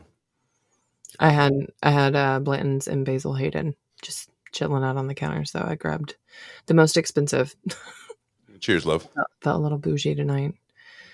Cheers, Hot Donna. If anybody else is drinking something, cheers to you guys too. Yeah, cheers. My big ass pink cup. Fuck yeah. Mm-hmm. So, 13 obscure sex acts you might not know. Ooh, okay. Before we go in there, I want to ask you. Let's make it a little personal. What do you? How do I ask this without being vulgar? What are your out of the norm sex acts that you might enjoy? Okay, so if you know me, right? I very openly talk about the fact that I always wanted a strap on, and I finally got one. Because food play is like intensely like a huge turn on to me. So yeah, I have this whole I don't know, idea in my head that like I want to fuck like banana pudding or like a tiramisu, right? With my strap on. And I don't care if it's female, male, whatever you identify as. I just want to watch somebody suck my dick. Like as a woman. Hentai. Fuck yeah, hentai, man. I'm gonna tell you what. Porn, that's whenever porn got like really interesting to me, was the first time I watched like this soccer coach just get all of her orifices filled by like octopus tentacles. So like I pride myself on being a little abnormal. In that like I'm a little slightly taboo.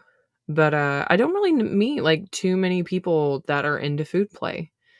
There might be people that like want to invite whipped cream into the bedroom, or maybe a couple cherries or something like that. Yeah, food play.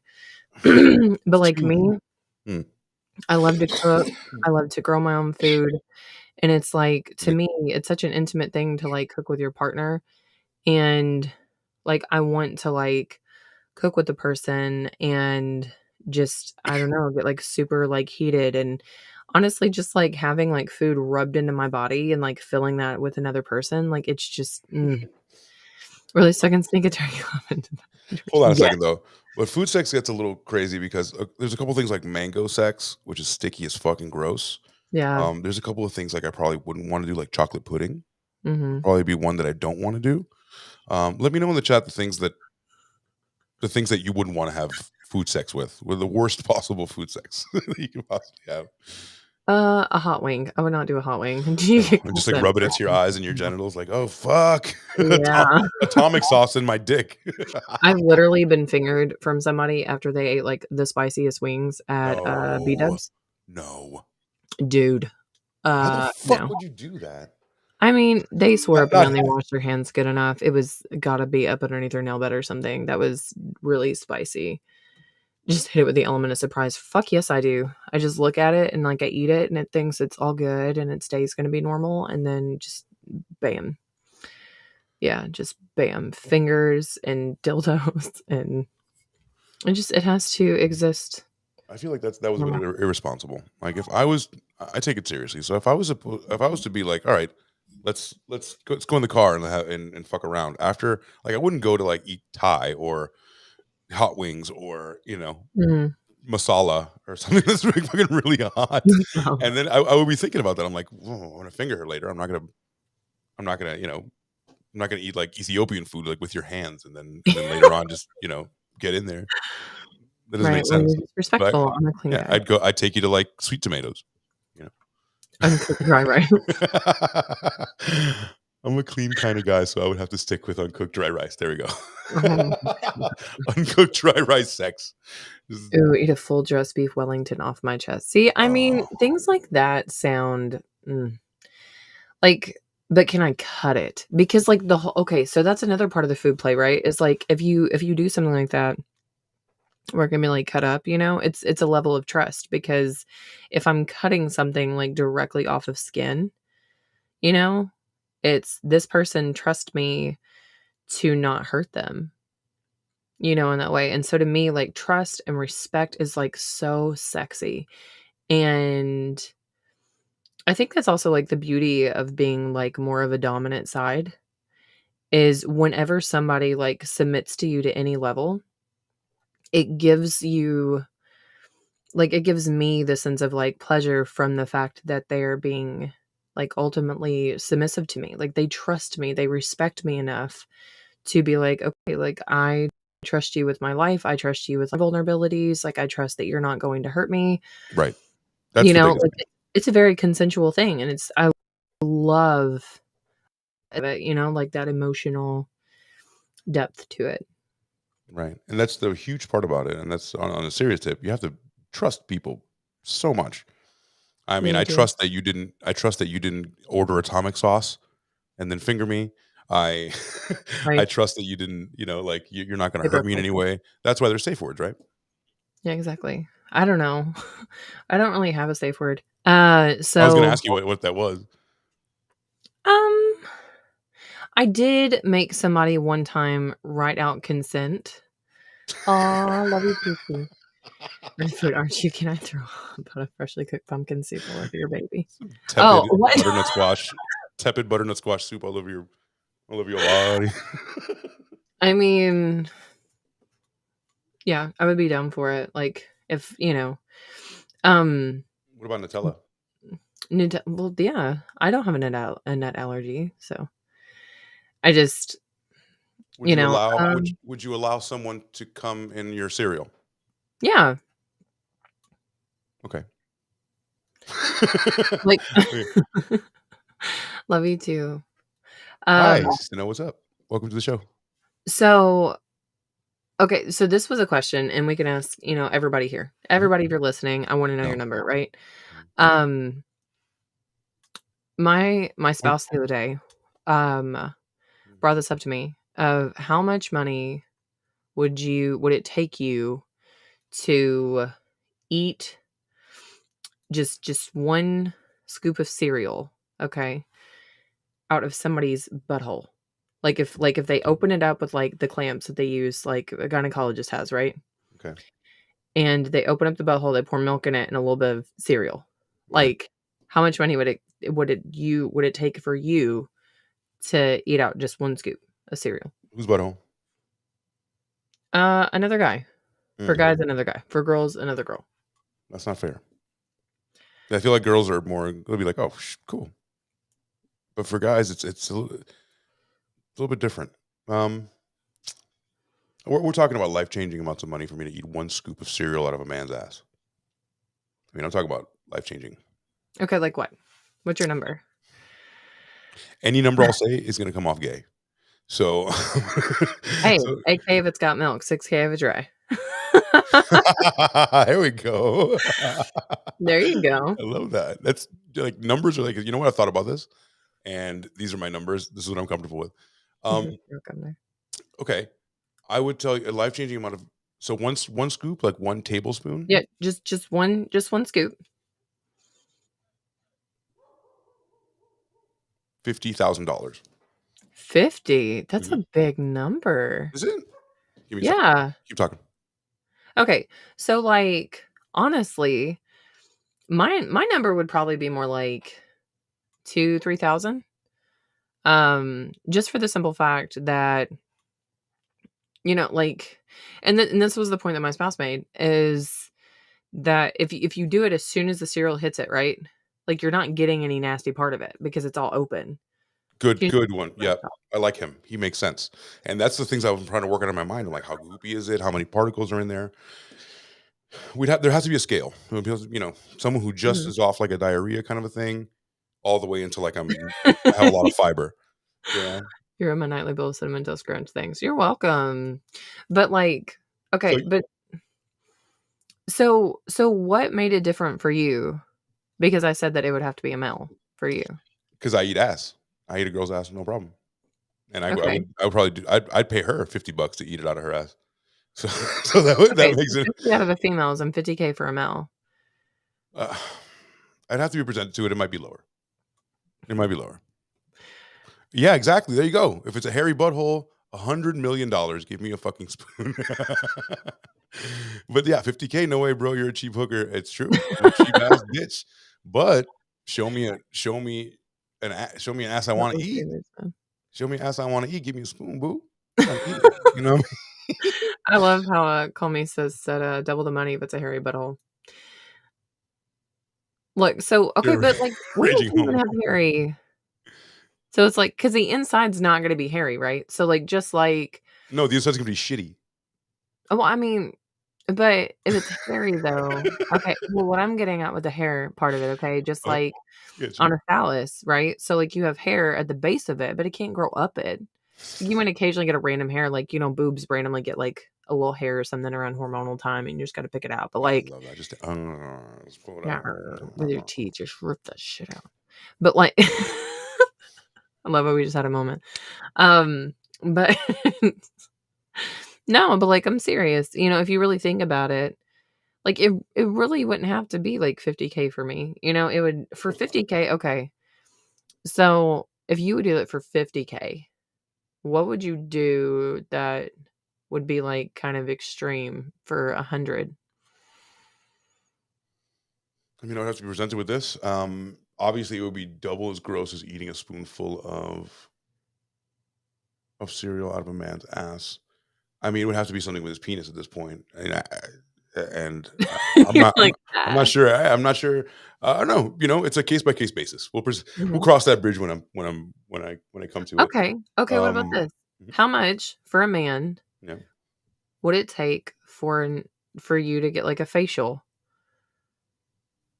Like, I love that face. I love. Well, because Wow. this is the thing. You're not having to touch the penis. You're not having to touch the butt. You're not having to touch anything. It's just come on your face. If you Chat. know they're clean. If you know they're clean and there's no STIs, like, Right. how much, Just guys, would it take you guys? And if there's any ladies in the room, how oh much yeah. would it cost? Okay, for a girl to just stand over you and just squirt all over your face. again, the disparity is so huge because I Girl, would pay for girl, that. I boy, love boy. that. I Yeah. love that. That's the disparity. Okay. My God. For a full-on facial, we're talking because I would have to disappear after that. Really? So yeah. I mean, Really? no one could possibly know, right? It just yeah, the idea makes me. I know the fact that I was asked that Ultron makes me kind of fucking mad. Ah! I mean, I don't know. Like, it's just there's not a lot of okay. Think about something that you could ask me that I like. It would cost me like $100,000 to do that. But sexually, we've spoken. I know that you're down to do things with chicks and guys, but we're Mhm. talking about beyond sex. This is like Yeah, let's okay, fine. Let's play this game. I might shock I'll, you. I'm gonna tell you. I'm gonna tell you how much it is for a full facial. If you tell me this, Yes. we lay out a blue tarp. Okay. 2 girls come and shit on the blue tarp. Mhm. They bring in a dog and they gag it, and the dog has to vomit. Then a midget comes and rolls in it. You have to then suck the midget's dick and swallow it. How Oh, I much? can do that. I can do that. I can do that. That I no, okay, so I was solely anticipating you saying, like, I had to roll around in it. I would roll around in it, No, now you have to suck the midget's dick but I with the wouldn't shit, put everything it in. in my mouth. You have to a little bit. If there was a condom involved, I would do it. But no condom, just, like, naked phallus, like I couldn't. See, getting paid for sex an entrepreneur. There you go. Talk That's to what I'm me. talking about. Okay, sis Mel, tell me your number, and I'll see if mine is a little bit off. I'm looking in the millions for this. I'm looking in the million for a man's Really? facial, probably topping $1 million. That's so Like, simple to me, like, though. yes, of course, you're a woman that enjoys it, and I would love for a girl to spray cum or squirt, whatever.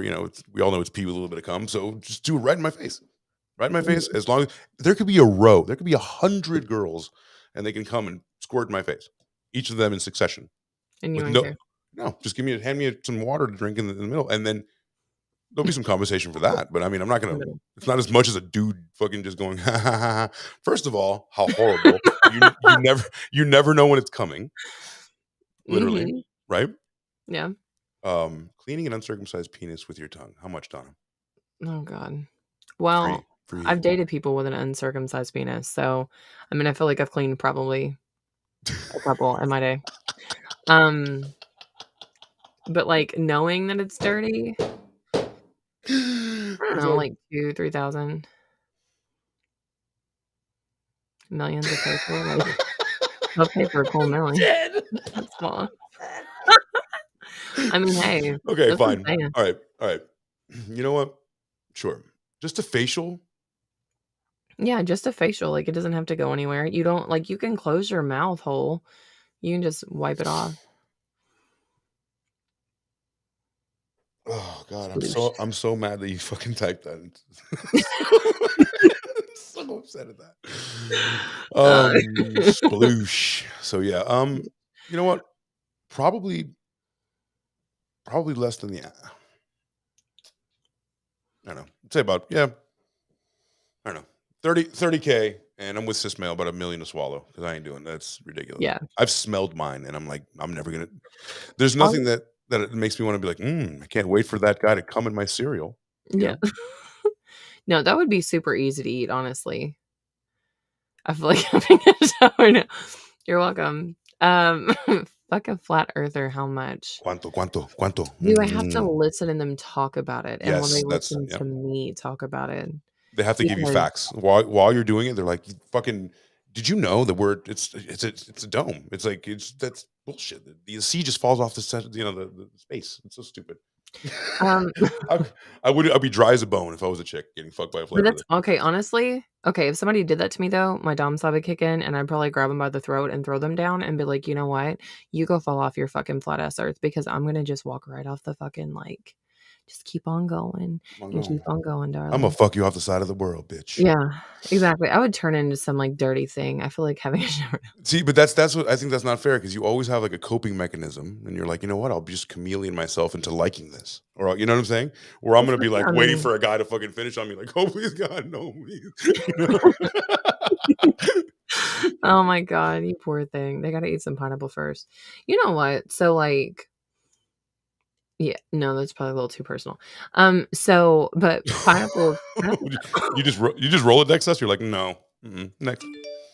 No, so there's something that I eat and I have no clue what it is that like my pheromone turns into like this incredibly sweet smell. Like, swear to God, it's so freaking strong. Like, Really? yes, and I have no clue what it is. But I need to Ugh, figure it out. who can see the curvature of the horizon, you dirty bitch? Ugh. See, that would be me. That's exactly the words I was looking for, MD. Thank you. Well, like the song Pillow Talk by Little Dicky, the day it Yeah. came out, one of my best friends called me and she was like, "This is you. Listen to the entire fucking song, like all 10 minutes of it." And I did, and I laughed my ass off. And it's like part of like having to date me is having to listen to that song and understand that's what you're gonna get. Because if you tried to just have some level of like uneducated thing, I'm just gonna be like, bitch don't know about Pangea. Like just hands Bitch. down, bitch don't know about Pangea. I know that you think that I'm gonna forget about this and gloss over it, but I did mention that two chicks would shit on a tarp and you were fine with it. Were you gonna I would you roll in it. I just would not suck the dick you'd unless roll there in was a condom you'd involved. roll in shit? I would roll in shit and the dog vomit, yeah. For Brain for the like win. Fuck yeah. 20,000. $40,000? 20. 20? Mhm. Okay. Damn, that's fucking you can do a lot. You can do a lot. Yeah, exactly. 2 Exactly. girls, 1 cup. How much 2 girls, 1 cup? I mean, I can't eat shit. can't Like, eat it. I cannot put it in my mouth. Just like butthole stuff, like, I gotta know that it's clean. Like, I have to know that it's clean. Right. Like, No, period. plus Just I would like gag. As they were making the cup, as the chick was like making the soft serve and handing it to me, I would already be vomited. I I'd could already just be be over vomited. there I would just be in a licking corner like myself cute. we can talk about Like, I can watch that. I can watch that 'cause so I actually have one person I've ever met in my entire life that's genuinely into scat. Like, genuinely into scat. So what did you glean from that person? I always want to meet a scat person. I mean, it's super interesting, right?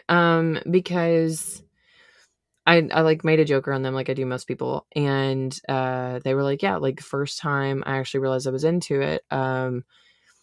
They had passed out at a party underneath a like glass top table, and a chick was walking over top of it, and they like sharded themselves, right? And so like droppings of it came down on the table, and they saw it, and they got turned on by it. And so, like, that kind of started their whole, like, ideology of, like, "Okay, maybe I'm actually into this." And they found somebody else that was into it, and they started discovering and exploring and found out that they are really, really, really into scat. Like, giving their partner enemas and yeah.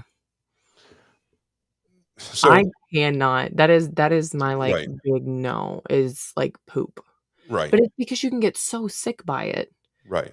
But let's take that away. Let's just take that away. Let's pretend this person is a pristine poop virgin that doesn't have any bacteria in their poop and there's nothing that can happen. Just the smell and the texture alone. Yeah, I'm not thinking about diseases when I'm like, I'm thinking about how it smells and the texture of it, knowing that it would used to be, you know. It was once a cheeseburger that digested through the entire system of the body. So I'm gonna make him sick. That was rough. That was fucking rough, Tommy. You're an every oh my god. Okay. Okay. Oh, so what was the so bottom line is I think that okay, so Roxanne and I and Shotgun Candy did a podcast one time about the topic Mhm, was weird addictions, right? And one person mhm. would eat like mattresses and like cushions and Yeah. shit, right?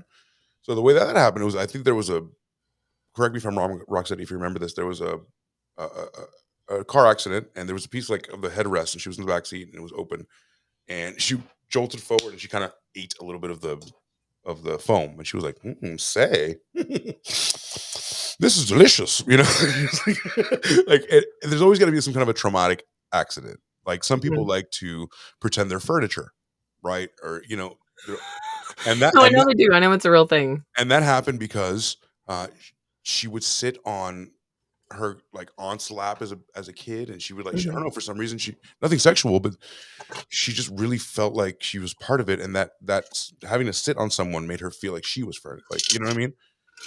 It's the weirdest shit ever, but there's always like some kind of a traumatic like trigger where it's like, I didn't know I didn't like that. Sorry, that was too loud. Say, I love that. Well, see, and that's I mean, I guess that's why I kind of like developed some of like my weird kinks. Ooh, there you go. And Screwing screw it. everyone of an extreme hoarder's house, dead cats and all. How much? If I've got a mask, Level 5 hoarding. We're talking about extreme dead cats, skeletons. There's only little pathways to stay. if I have an N95 mask where I can't actually full face respirator, you give me a full face respirator. If we're in a relationship, I'll fuck you for free. But then you get turned. But then, damn, then you get turned around in that bathroom with all the shitty diapers because the guy doesn't make it to the That's bathroom. what I said. Respirator, full face respirator. I can do it any day. Just right here, and all the fucking rats and cockroaches, all the kitty bones are crumbling under your under your hands while you're getting piped from the back. I like this. No. I love how you guys are like really trying to throw me off and figure out like what is gonna make me be like, no. No, I this thought is so. things I think about. I'm glad we're Pretty doing it. You normal. know me. You know me. Yeah, but like I Um, mean, like that. No, I mean to do it in like an extreme situation like that. I don't know, like a couple thousand. Most guys are gonna get off super quick anyway. It doesn't really like. How much to go to a baseball game? Buy like a hot dog. Just take it to the bathroom real quick. Shoot a couple loads on the hot dog. You take it back to your seat and eat it. Okay, hold on. Am I in a relationship with this person? No, not me or anyone else. Yeah, an imaginary person. Okay, Yeah, imaginary boyfriend. Sure, not a guy you met at the ballpark, but just a guy that. Yeah. I mean, I feel like I would try it. You know, like I don't know. As much as the hot dog. Semen doesn't bother me. Like it occasionally might make me gag if it's like super super bleachy smelly. You know, Ew. but like. Look, I'm gonna tell you what, gentlemen, the ones who drink all the fucking energy drinks and like all the caffeinated beverages, like your shit smells like bleach. Really Bad. Is that Yeah, real? like, Is pineapple juice the real thing? Does that really work? Yeah, it does help to an extent. Honestly, if you cut out a lot of like sugar, yeah, so that's why I've always said like I like healthy people. You don't have to be like the fittest thing in the world, but like I like dad bods just hands down. I really do. But yeah, people that drink like excessive like energy drinks and stuff, bro, why are you coming in hot dogs? Because apparently hot dog is gonna eat them. I was figuring out an intelligent way to figure out how she was going to eat semen in public, I guess, without like getting arrested. That would be a good way. Okay, so like so the sugar-free energy drinks, the things that people have to understand about sugar-free stuff, like it doesn't have any natural sugars in it. So like you still have sugar. Like it's just the fake sugar. So like it's just as bad.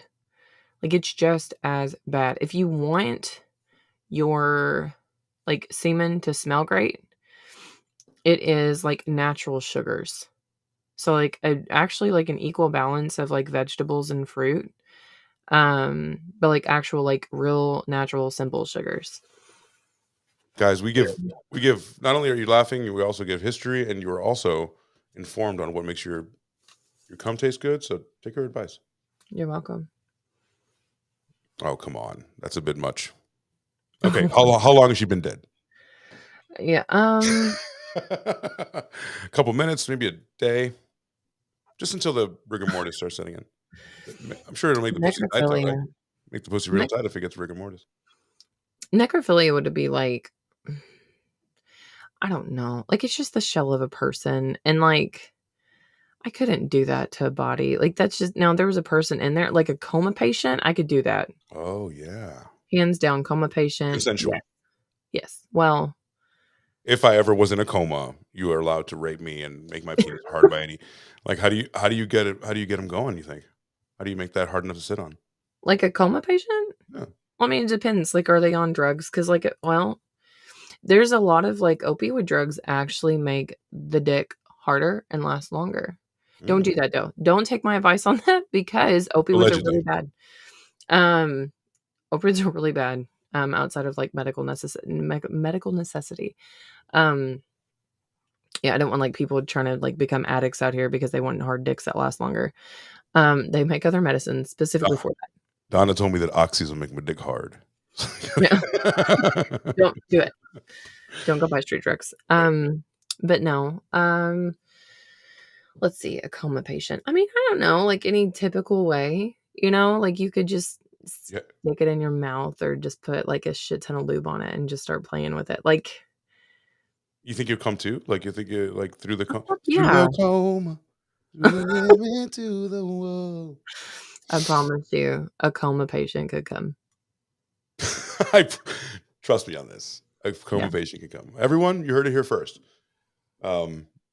Damn, that's beautiful. I just like that we went into that. It was a whole segment because it leads us right back into where we are, which is Ooh. kind of different things you might not know to do, but maybe you might go home to your wife or husband and do this now after this talk. So, some things that are kind of obscure, pegging. That's a big thing now. People talk about pegging all the time. Oh my God, I want to peg somebody so bad. Yeah. Is that why you bought the dildo? Not to peg a girl, right? Yes and no. But like, yeah. I kind of want to, okay. So like, I want to peg a female first. Okay. And then, okay. So it's really hard for me. And I know this is going to come off as like extreme, like stereotypical, like sexism, but it's like, I see men as very like masculine things. And even like whenever I'm having like more of like a dominant personality over a guy, like I don't feel like I'm demasculating them.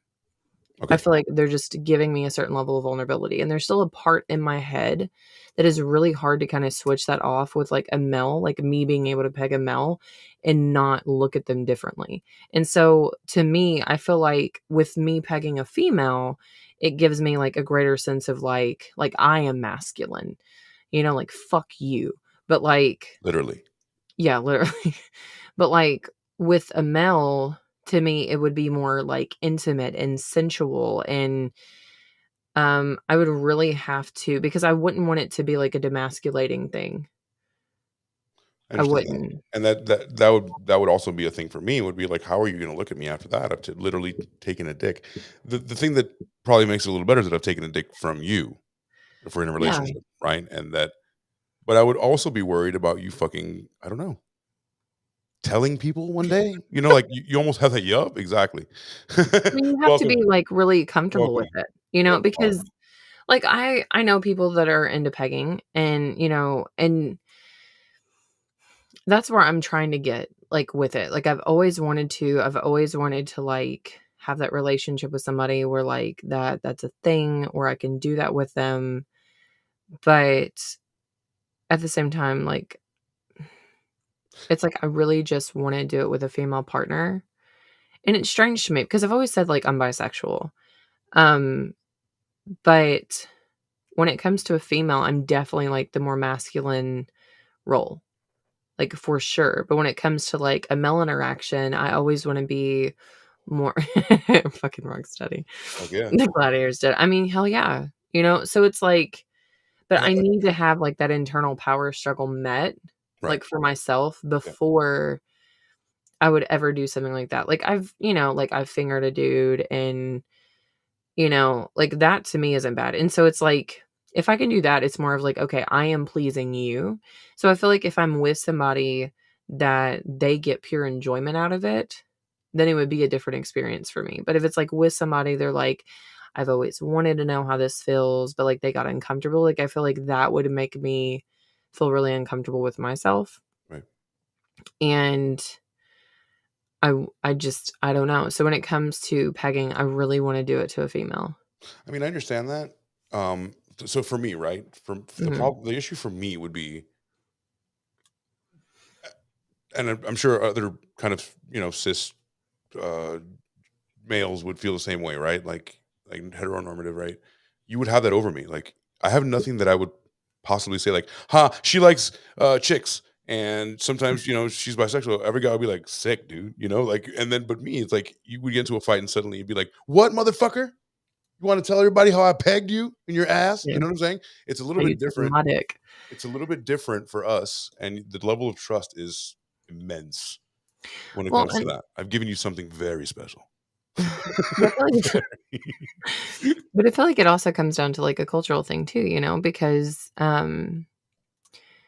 like, think about it like this, because 'cause I've even thought about it like this. Could I be with somebody that, um, like, dresses, like a trans? Could I be with somebody that's, like, trans that, is, like, biologically, a male from birth, who, appears more feminine? Could I be with somebody that does drag? Because I'm gonna tell you what, I go to a lot of drag shows, and I Mhm. look at these, um, them, I guess, males, like, you know, um, in drag, and I am incredibly turned on. So it's like, I feel like maybe it's the whole, like, I couldn't peg somebody that looked like Hercules, but I could peg somebody that does, like, drag, or, like, was more, like, feminine, like, posing. Does that make sense? I'm trying to Yes. use, Yeah. like, So proper words so I'm not, like, offending, but at the same time, totally. I I'm I not I super educated in I that. think we all understand that for sure. Well, so, I met a person the other day, just be as vague as possible, and this person is a straight girl, and she went to a drag brunch, and she actually hooked up and, like, got a number from the waiter who had no shirt on. All the drag queens are out there doing their thing, but, like, all the waiters are gay. I live in Las Vegas, Mhm. and, this one guy was, like, actually got the table with the chicks that was single, and he actually went outside, chased her, and said, "Hey, I really just wanted to get your number. I know it's kind of weird that I have no shirt on, and I work at a place where literally everyone's gay, but I'm not. Here's my Oh, number." wow. And they ended up like going out, and we went out with them, and yeah, it was just a cool story because from drag came cis relationships, so that's cool. Really cool. Yeah, let's see. What is you want to experience the sexual side of top male to a bottom female? Yeah, essentially. Like, I feel like that's the ultimate power, right? And is to be able to, like, make a woman submit to me, being another woman. You wanna be a you wanna be a power lipstick lesbian or, like how about this? Would you spend the rest of your life with a woman? Uh, I feel like I could if it was the right person. Okay. You would never would that pose a problem later on because you need dick or what? I don't know, like, I've genuinely thought about this because I am definitely, like, more, like, dick needy, you know? I've never been in, like, just an exclusive, like, sexual relationship with a woman. But it's like, but if I'm getting that, and even if there was, like, a certain level of, give on their end as well, Mm. I feel like I could be okay with that. But I don't know at the same time because it's like, I really like dick. Right, So, so a girl like you that I know, that we've spoken, and mhm, obviously, I think at the end of this talk, everybody realizes you like dick, but yeah. would it be okay to just, have an awesome the vampire bed with a dick machine and spend the rest of your life with a girl? If she's cool with that. I mean, okay, so, like, I've never said never to anything. I'm pretty much open to everything. Poop is kind of my one thing where I'm like, fecal matter is like, like, that's really, it's very rare that I say no to anything. So to say, could I spend the rest of my life with a female? I could, like, very much so, if it was the right person. I've never found a female that I wanted that with. Um, I've met females that, like, I wanted to date or I wanted to do something sexual with or something like that, but, like, it was very much, like, short term.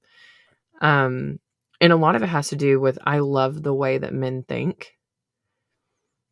And I love the balance of like the male and female just bond.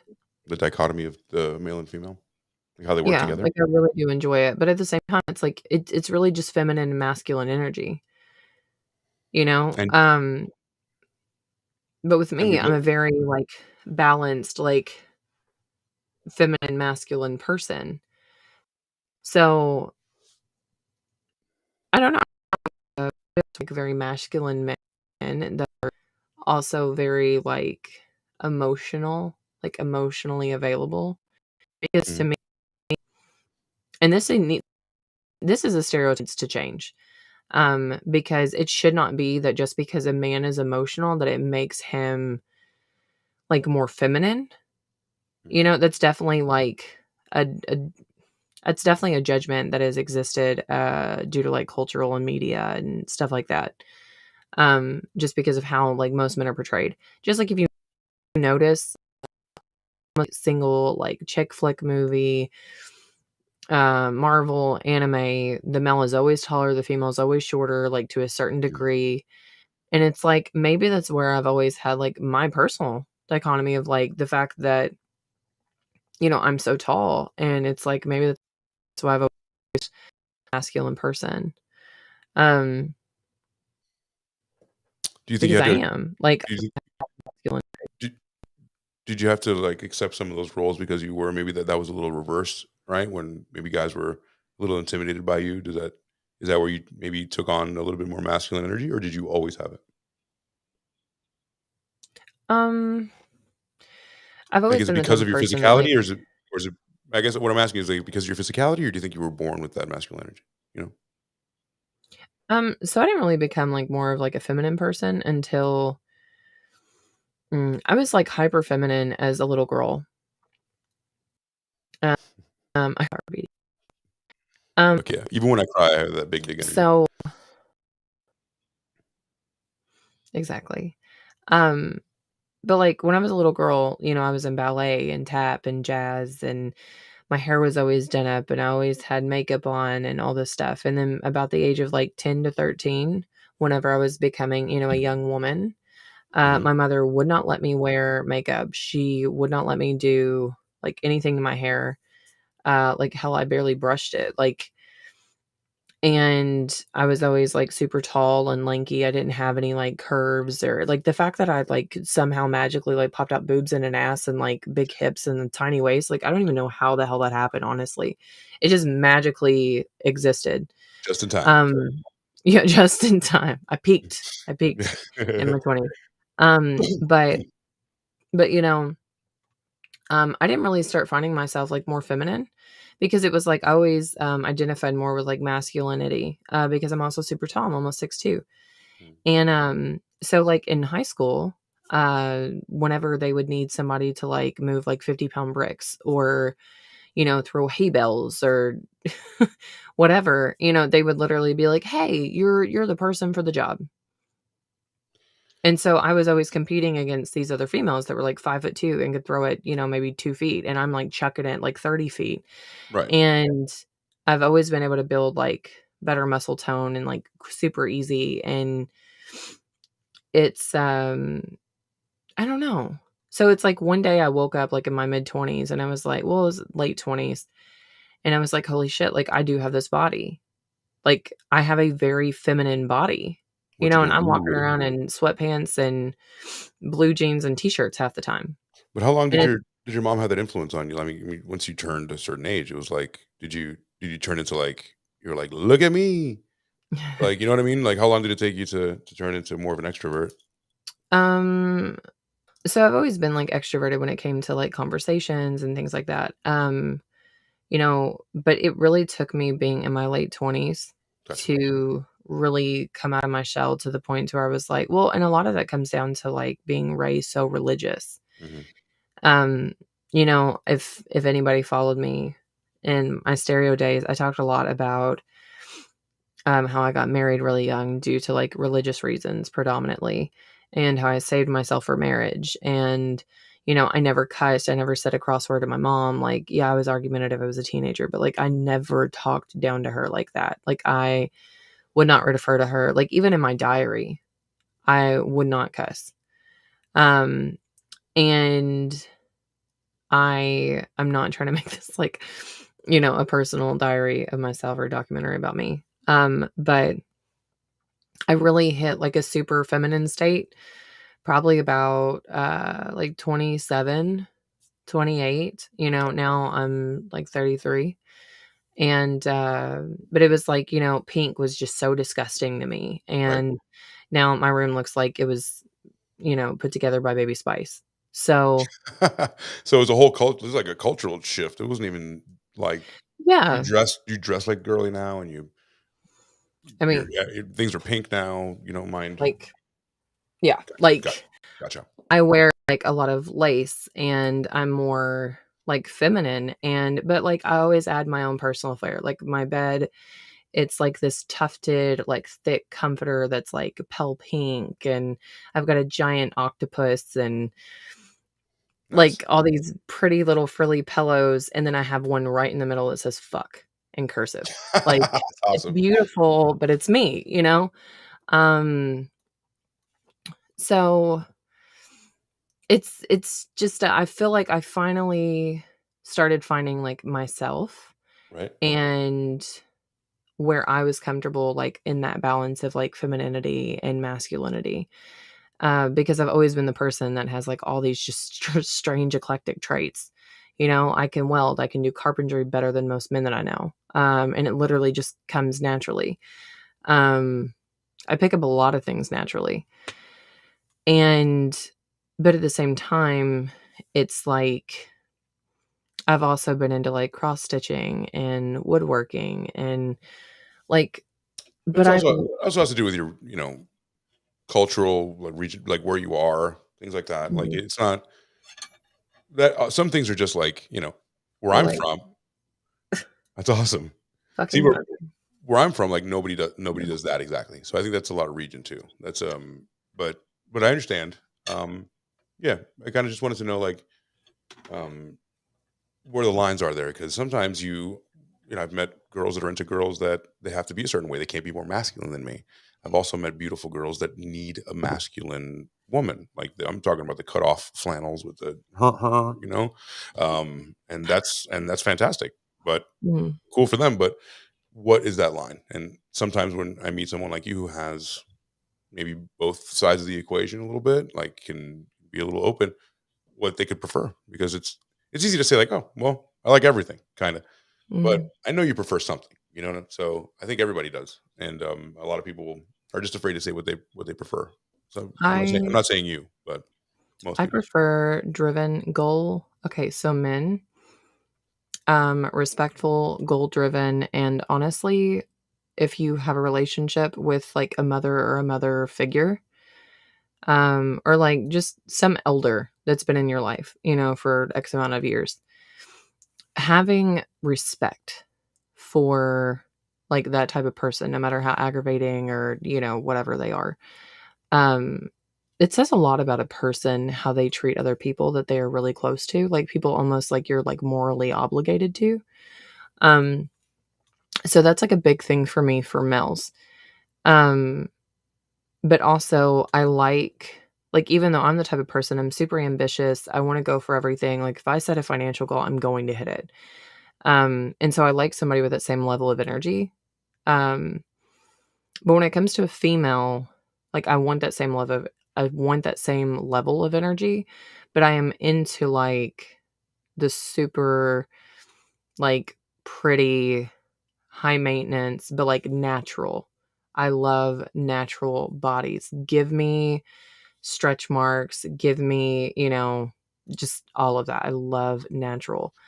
But I also like the females that look like Justin Bieber lookalikes, and I don't even find Justin Bieber Really? attractive. Yeah. I went to a drag show one time. It was the first time I ever saw a drag king. And oh my God. I literally was there with the guy I was dating at the time.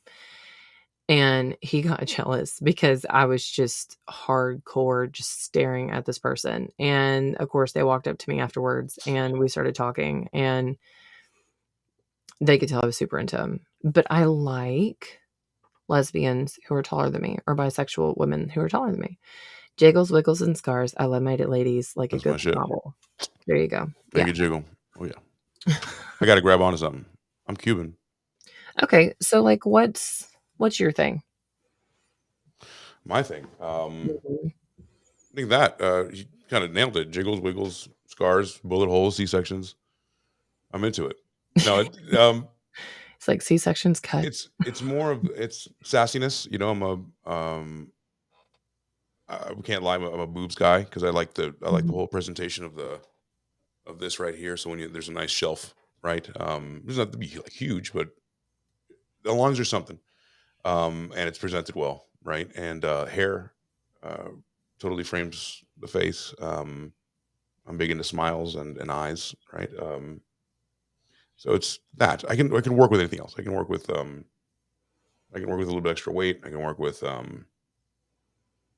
what I can't work with. What I can't work with is more the not understanding who the fuck I am fundamentally, and not Mhm. understanding that um, just because we're together, it means that we have to be connected at the hip at all times, or you don't understand that certain things I have to do on my own, right? Yeah.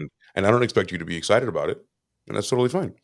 And I'll respect it when you want to do things like that. The biggest turn off is definitely jealousy because I'm not jealous anymore. I used to be a whole lot, Mhm. and when I was, I man, my life was really bad because it consumes you to a certain level.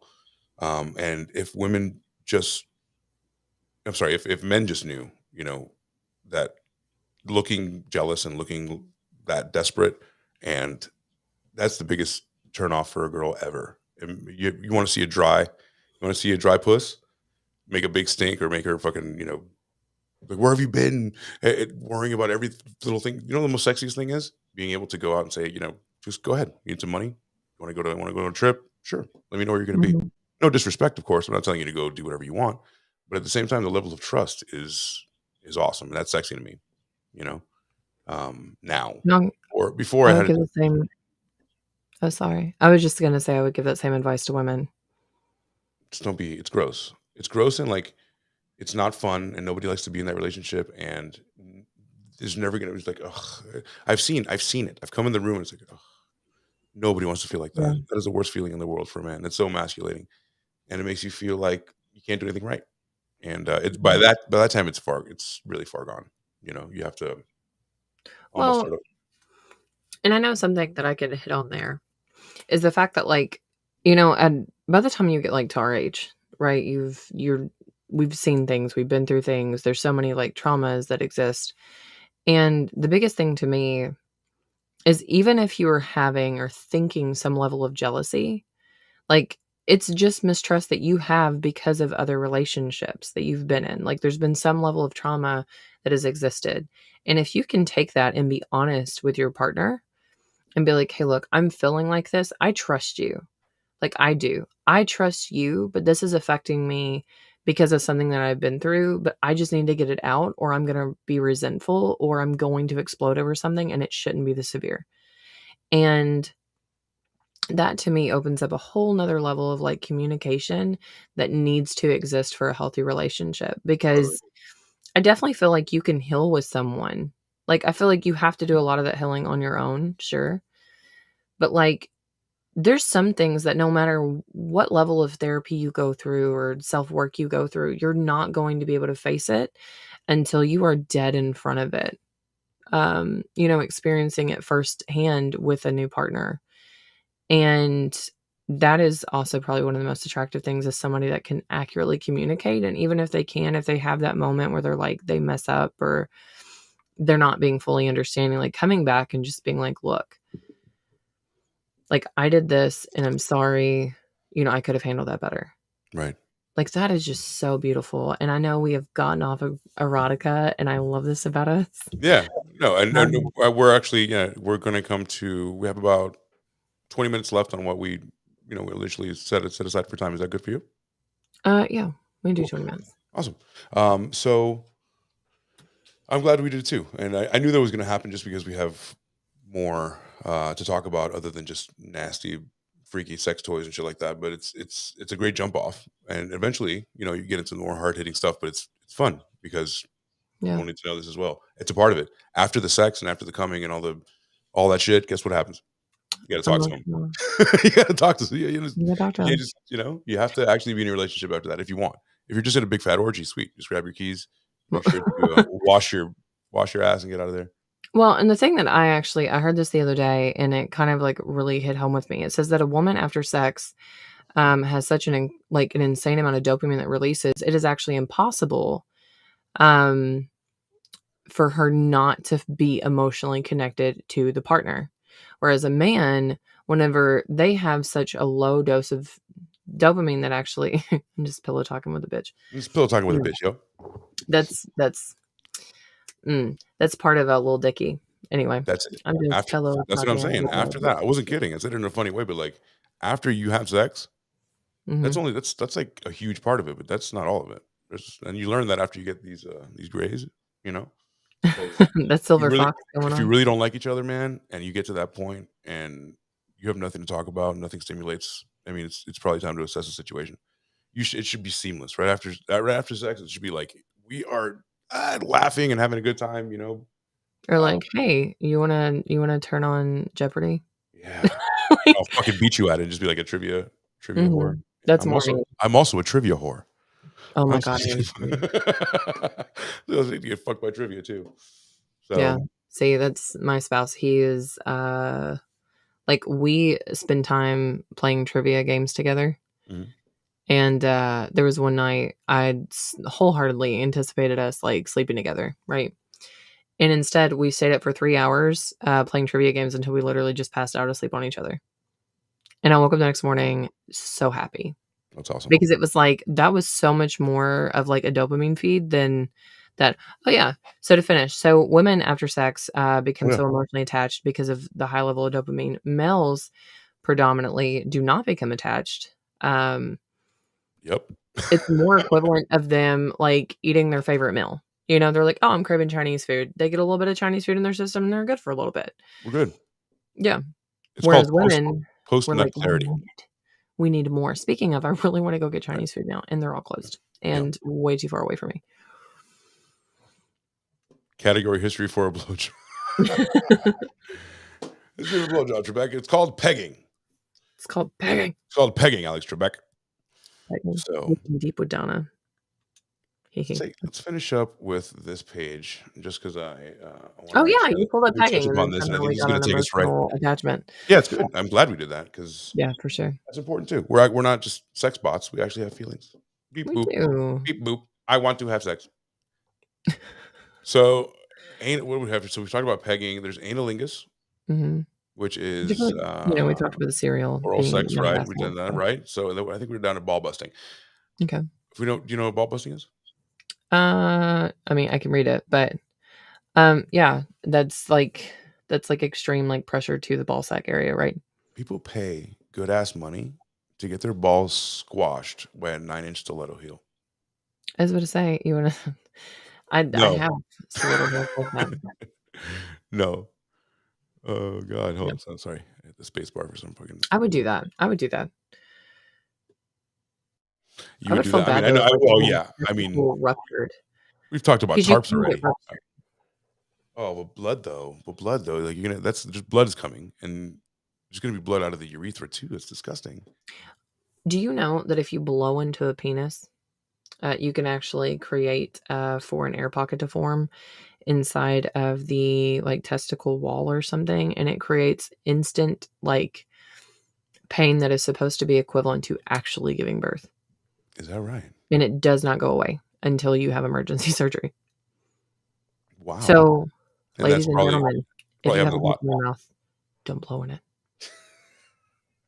Happens a lot in Vegas. I'm sure people are like, there's high rollers coming in from wherever, and they get swept into the casino from their airplane, and then they call the hookers, and that's like, it's a super important VIP, and they're like, okay, Mr. So-and-so, what he wants you to do is he wants you to get your 9-inch stiletto, make sure you and stomp it good, make sure there's blood. Could you imagine? I mean, I would do it. If there was blood involved, I would have to be paid a little more. But like, blood doesn't bothered me. But like, if I'm gonna do that amount of pain to somebody, Like, I would want a consent form signed, and I would also just feel bad, and so which is kinda weird that I wouldn't want more compensation for myself feeling bad, but Right. it's like And I'm emotional charging damage. 50,000, you're charging what, 12? Oh, for ball busting? No, for ball, yeah, those are old numbers. These are ball busting Okay. numbers. I do it for like $500. Yeah, I was about to say that, like, 500. Yeah. Well, I don't know. Yeah, 500, I could do Yeah. it for sure. Can I take the 9-inch stiletto off and just bash it instead of stepping? Oh my god. Could you do it to a woman, though? What? Could you, like, hit a woman in the vagina with a stiletto shoe? No, I it's such a place of wonder and beauty. Why would I wanna massacre it, you know? Um, How much money for that? I don't know, $20. Hey, 20 bucks is 20 bucks, right? I don't know, $20. Uh, Where we D at? we know about DP. Cuckold. Have you been a part of a A cuckold? No, I've never been a part of a cuckold. I've been yeah, invited to them.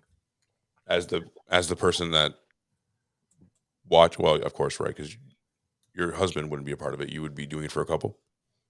Well, as I say, I'm not really into voyeurism type stuff. A cunt Cunt punch.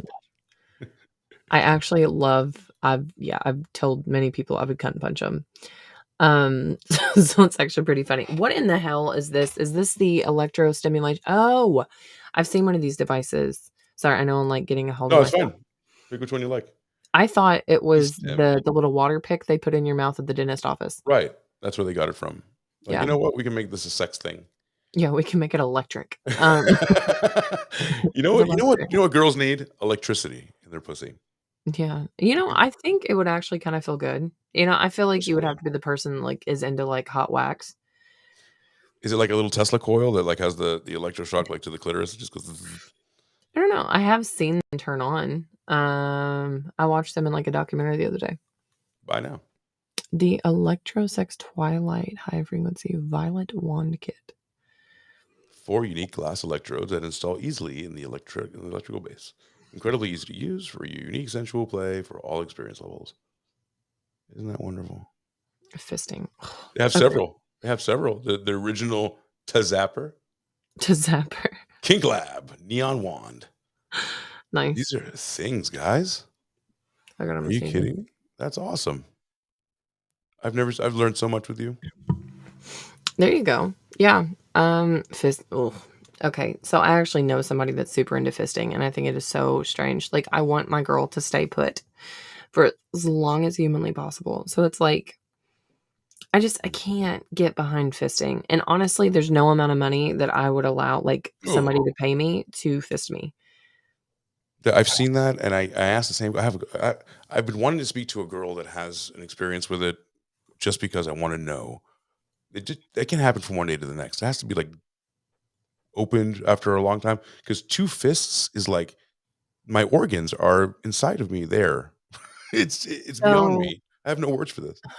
this is a little personal. But I gave birth one time that did not go well. It was like an emergency situation. And they had me up on the bed like this. Like my head was down here and my ass was up in the air and my feet were like up here. Like they literally tilted the bed. Okay. And it's called manual stimulation, and it's something they do to like an internal baby Okay. where the sac is already ruptured, and they stimulate the head to try to keep like the heart rate up. And yeah, my kid's father straight up was like afterwards, after our child was born and all that, Mm. we went and checked on him, and we were sitting there in the room afterwards, and he looked at me and he said, "That bitch fisted you." What? Like straight up had her, I didn't know, What? had her hand inside of my vagina, like rubbing our child's head, trying to stimulate. I had no idea. Did that cost extra? Right? It's like I got fisted. So like I was fisted, That bitch buy you a like drink? for emergency medical purposes. Um Yeah, and then I looked it up because I was incredibly curious, and it's literally called manual stimulation, and it's a way that nurses can keep, babies alive in, like, extreme circumstances. But, I asked one of the Wow. nurses on shift the next day, I was like, "How is that even possible?" Unreal. Like, I know that I can barely even take, I know what I can take, so how the Right, fuck did right. I take that, you know? I And, imagine it's just dilated enough at that point in yeah, your pregnancy, but so even then, like, a whole fist is like 3 fingers, I've broken someone. They've been like, "Oh god," right, that's what I'm like, saying, "Are you kidding me?" my yeah, so it was a lot to, like, accept and take in, and I was honestly, like, super embarrassed about it for a while. This is probably the first time I've ever, like, publicly spoke on it, but I did. I asked the head shift nurse the next day, and I was like, "How is this possible?" And they said because, like, I was already 10 centimeters dilated, Okay. like, the head was so far down to the opening that it was already, like, spreading to allow for the head passage, and so that's what they were doing was trying to stimulate the head and, like, rotate around it to, like, open the cervix up more to actually push out the head fully. Yeah, so I was fisted to give birth to a child. And at that point, you didn't have any did you have any feeling down there, or No, I mean, I didn't feel it. Like, no? I didn't feel any I mean, it was a lot of pain, Sure. but, like, that was, like, internally, like, in The my actual abdomen. yeah. And to think that, So, I'd be, like, shook. I'd be like, "Dude, somebody's fucking whole ass hand was in my side, my into, like, my stomach." That's rough. I wish I could have recorded, the reaction No. because, Oh, the like, reaction. he literally just stared at me with, like, huge eyes, and it was like it hit him. Like, everything had calmed down. It was a few hours, like, we made sure our kid was okay, and he just stared at me, and he was just like, "That bitch fisted you." And I was like, "No, she didn't." "Yeah, she did." And that's whenever I asked the nurse, I was like, "Did this happen?" And they were like, "Yeah, it's called this, and we did this." And I straight up pulled up my phone and started Googling. It's like, I need to know what the fuck they did to me without consent, you know? That is unreal. Definitely felt violated. So what What is monophilia? oh. Oh, okay. So that apparently, I'm learning along with you. It says the messy act that involves, oral sex with a woman's period, so that doesn't seem too bad. No. It's happened before. That's happened before.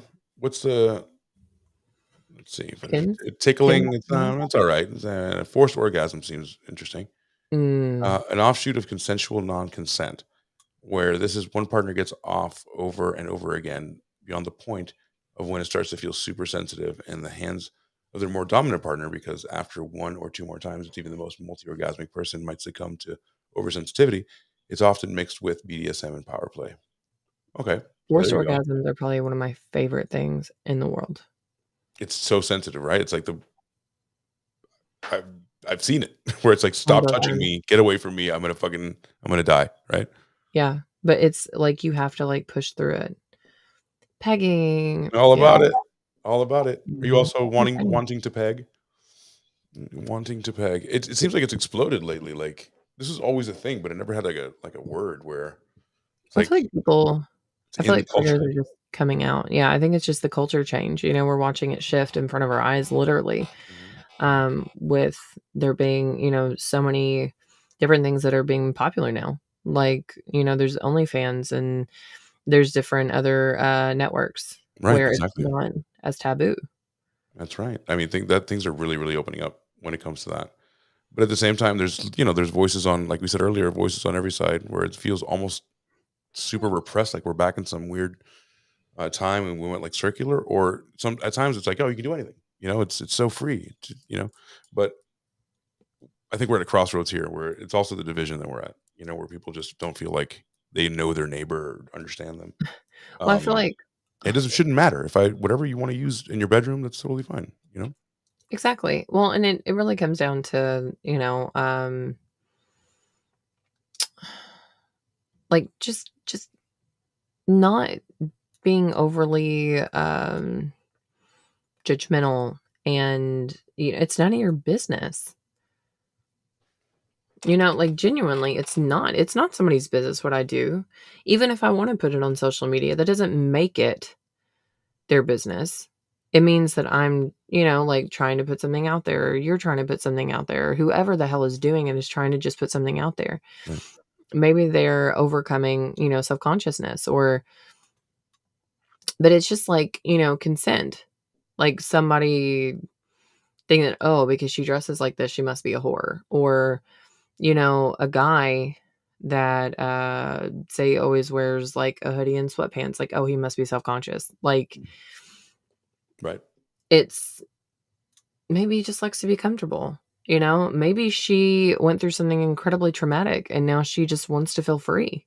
Or just not be looked at, Yeah. like in that way, because it's got to be really hard for girls to get dressed and look pretty and all that kind of stuff, and then be treated like shit. Like, say, when you go out, uh, or get hit on constantly, and know that you're a sexual object every single Right. place you go. And hey, I love chicks, but I'm not that feminist dude, but still, it's got to be hard when you're catcalled, and it's just things that don't happen to men. And we think about it all the time. It's like, how do you guys deal with it? You know? Um, so like a lot of this similar, I won't say everyone, because I don't live in like all or nevers, but like most of the time if somebody hits on you and you politely, just let it slide, or you just kind of, casually say something back, and you're not giving them what they want, they get rude. Yeah. Like that is the majority of it. They do. Right. They get rude. Oh, Oh, bitch! you're a I fat don't bitch want you anyway. anymore. Right. Yeah. Oh yeah. Yeah. And that's it's like, wow, weren't you just the one that was, like doing that to me? And I'm gonna be honest with you. Apparently I come across as like incredibly intimidating in person. So Is it the voice or the size or probably all the above. how sex forward you are? It could be Yeah. all of those things. Well, Some people everywhere, but sometimes when you're in, I don't know, places that are not exposed to that all the time, like somebody mhm. who's like a girl that's sex forward, it's pretty. I've seen that where it's like, whoa, where'd you come from? Well, I know, like whenever I would go out with my girlfriends, a lot of times I was like always like the DD, or I'd always take Right. the position of being like, the mom. And um there was always like these specific one or two friends of mine that would always get drinks brought into the table, or somebody would always, cater to them and pay them a lot of attention. And there was sometimes I'd be like, what the fuck? Like, why not me? And I asked one of my guy friends about it one night because he was like, "What's up with you?" And I was like, I was like, it doesn't bother me because like I don't want the additional attention. I was like, but I don't understand. Like like it happens, but it's so much more rare for somebody to like come up to me, whereas like this specific friend could get 15 shots bought for her within like a 2-hour period of time. But then what does it cost her? This is a transaction always, and that's what I mean. It's horrible with men. Well, So, if this I is what I was told was that and I hope this is not true. And ladies, if it is you, reevaluate your life. Um, but literally, what I was told was that women who have drinks consistently bought for them is because the men are not going to waste their time on the ones they don't think they can take home at the end of the night. right, And they were like, you are not the one somebody can just take home. And I was like, oh, well, that's a fair point. Yeah. Like, that makes a lot of sense because yeah. statistically, you have you're incredibly intelligent. You know what's happening. Some chicks are Mhm. just get way too drunk, just don't, Sloppy. sloppy, and then you know exactly what's going on, and you can see the patterns of the guys and the guys talking. We're idiots. We're just a bunch of apes, Yeah. like figuring out how to fuck. It's true. It's true. I mean, yeah. But I saw something on social media. I think it was yesterday or last night, where Mhm. some guy goes. It was a meme, and the girl's like, "Oh God, I'm so cold." The girl's super cold, and she's like, the guy offers him a jacket, and she's like writing in like her mind. It's like, I would have taken it if he was cuter, Mm-mm. But then some people were like, but see, like defending her, saying, "Well, if you don't know what it's like to be a girl, because if he takes the jacket, then that leads to him being able to open something else. So if she's not even interested, then don't take the jacket so he doesn't mislead the guy thinking Okay. that he wants to talk, right?" Okay. We could do an entire like cast on this. So I will tell you that is that person's fear, okay, because of past experiences. So I always try to leave an open mind when it comes to things like that. So just because, say, I've accepted like that quote unquote help from someone or like that kindness from someone, and it's led to them being a jerk, like in that instance, I'm going to take that off my body, give it back to them and say I'm sorry, but like my kindness doesn't come with expectations. And that is that's also probably why people don't approach me at bars. So I mean, but that's a good thing, maybe. but no, I feel like it is a good thing, which I make it like a solemn vow. Whenever if I am single, I will never take someone home from a bar that I've ever met. I met a really, really, really great guy one night and really jived with him. And he was like, cool, like, can I have your number? And I was like, no. And he was like, why? I was like, that's a long story that I'm not going to explain to you, but maybe if we hit each other up, like outside somewhere, like we'll just, if it's fate, we'll run into each other again. And we never did. It happened like a decade ago. Wow. Yeah, Okay. I but mean, I refuse to. right. Absolutely refuse to hook up with for people.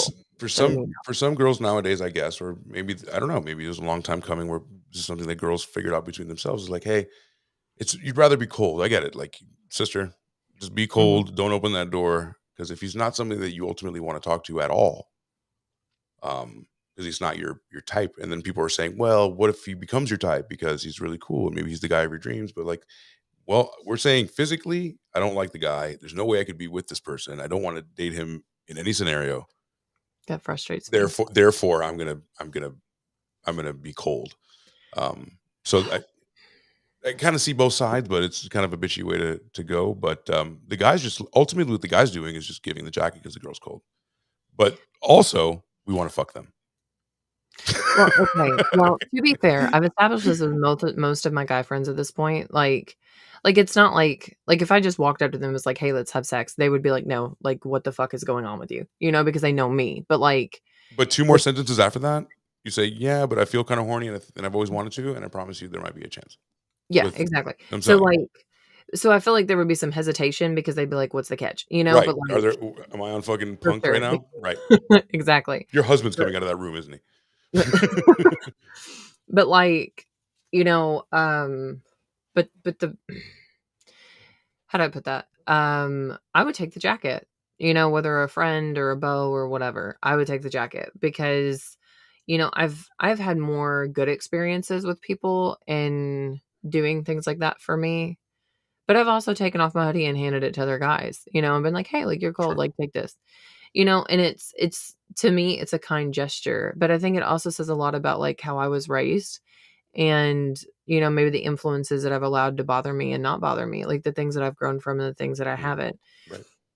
Like I can understand from like a predominant like female perspective how that could be worrisome or bothersome or why like it was so thought out. um It's just a lot of years of the same thing. I'm sure, like, there's just forums and things like that, like saying, like, "Hey, maybe some are bitches, but other people are just like, hey, for your safety, man, and you don't want but anything to do with this, maybe you shouldn't." but at the same time, like I feel like that's a fear that needs to be processed out of the person. Like I feel like at that point, like what is it saying about you? Like do you have so many experiences with bad more than good? Like at that point, you need to go take a boundaries class and do better with your life. You need to try to inner focus like on yourself instead of other people. Like if you are literally looking at somebody that is just trying to make a genuine gesture and you do not have the willpower to tell them yes or no, like that's a you problem. And that's something that like you can solve, like you can get to the bottom of. Um, don't get me wrong, like, I'm not gonna take a drink from somebody that I don't know, Yeah. like, "Hey, here's a bottle of water." "No, good." Like, "I'm good, thank you." But, like, to me, that's that was inputted, in us from, like, a small age of stranger danger. Mhm. Whereas, like, Sure. a jacket is supposed to be more of, like, a kind gesture.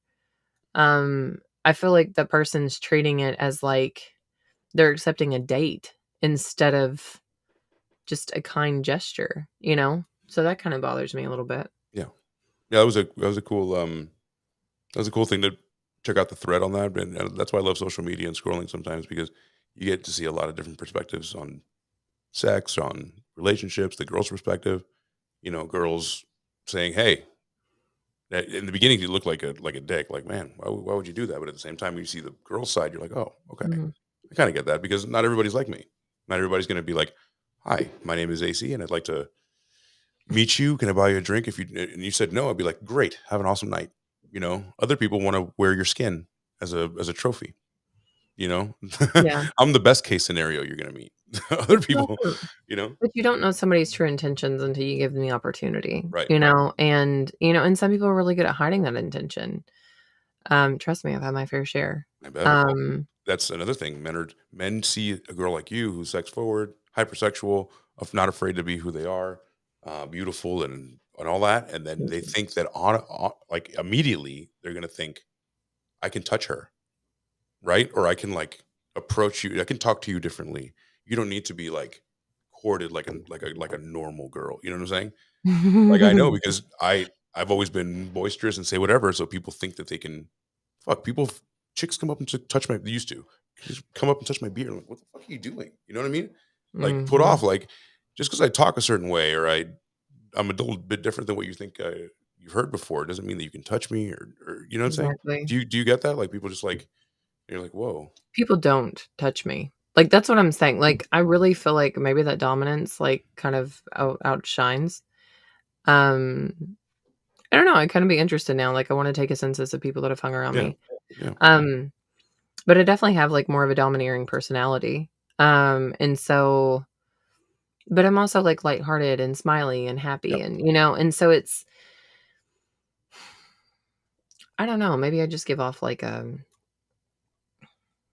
mm, I've been told that my personality can be somewhat clinical. Like, even though I, like, laugh and, carry on and cut up and whatnot, it's like, if somebody approaches me and they can't have a deep level conversation, I don't want it. There you go.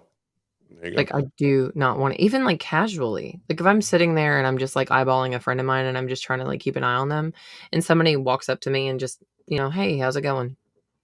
Right. I don't know, looks like I'm standing right here doing the same thing you're Wow. doing, like, "How is Wow. it going?" Like, Better that's come typically me. correct, They bro. get some level of sarcasm. Right. You Yeah, don't talk to me, you better come correct. It's a little bit better than exactly. hello. How's the weather? We're not gonna talk Just about the weather. come up I can and be see like, "Have you ever seen that steampunk thrusting dildo?" Like 1880s. Oh, really? Picture it. Picture it. It's made of steam.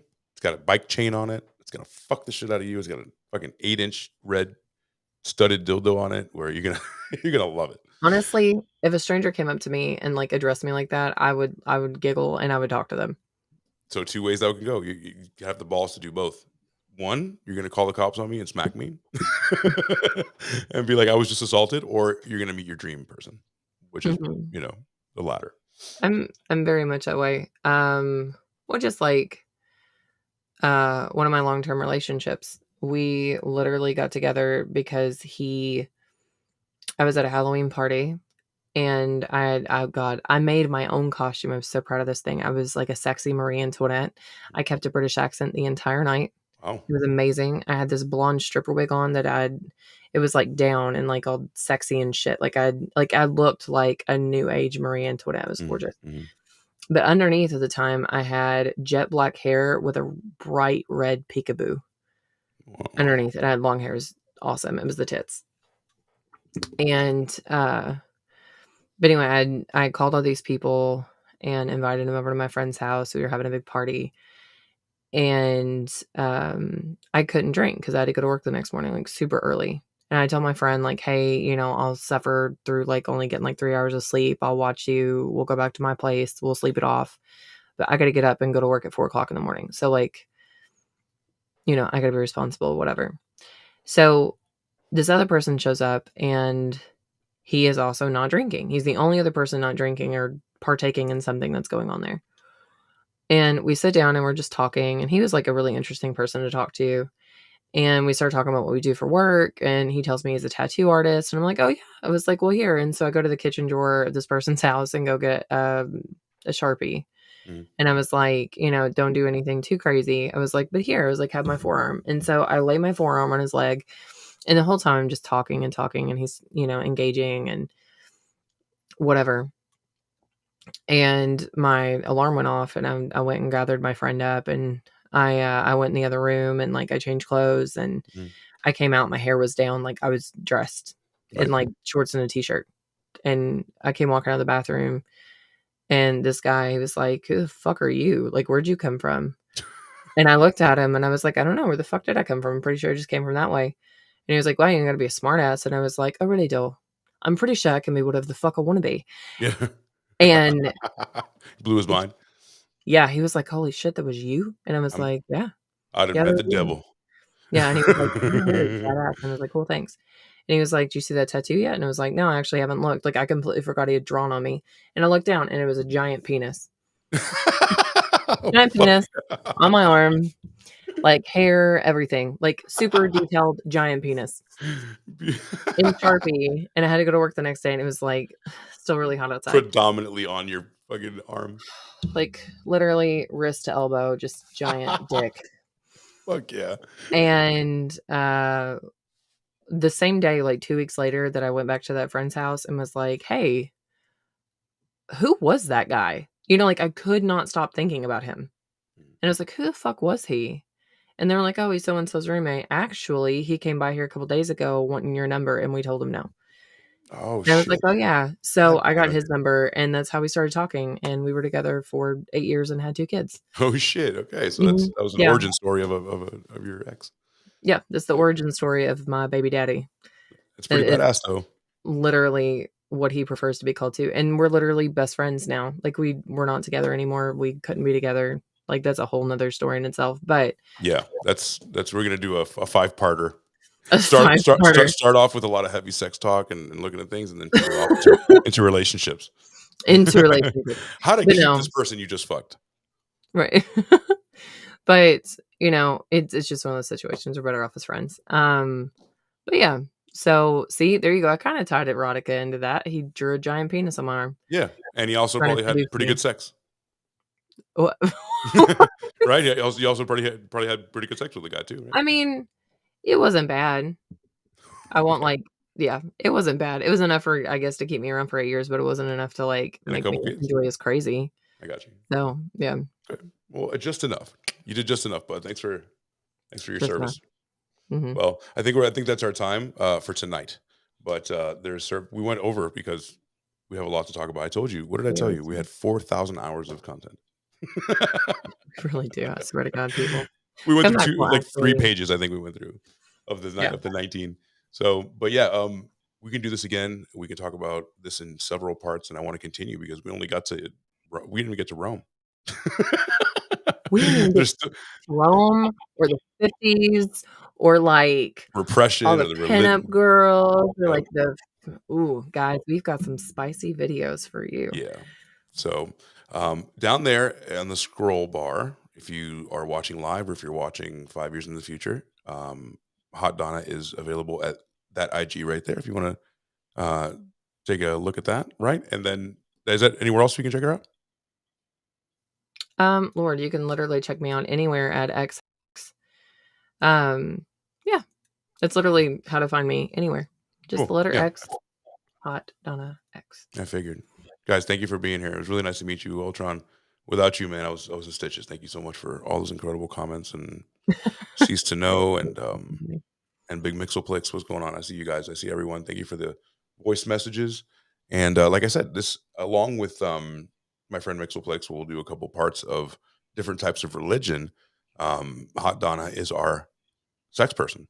Sex person. Mhm. So we'll be able to and religion and sex and relationship person. So we can totally do this in a couple of parts, learn some stuff about sex and as well as whatever you guys want to talk about. Maybe we'll actually get down to like the psychology of sex. I may not be a licensed therapist yet, but we can still talk about the Yeah. psychology of sex. Yeah, History of Sex Part 2 in a couple of weeks. Check that out. I also have a couple other guests coming on that might not do series types things, but others to check out. So check out IG and check out my link tree on YouTube, and that has everything. You can go from anywhere. You want to hear me do a drum and bass DJ set? You want to see me talk to Hot Donna? You can do it. So Do it all. yeah, we'll catch up with you soon. Hot Donna, anything you wanna say parting? Mm. Do you, boo boo? It's like my favorite thing to say to people. Fuck yeah. Fuck Yeah. yeah. Fuck yeah, Be Dad. kind. Be Be kind kind. to each other, and have some understanding and empathy and sympathy a little bit when you walk around. And next week we'll roast some other shit. And Right. we'll see you soon, Donna. Touche. Thank you, my love. Bye. All the best. Peace.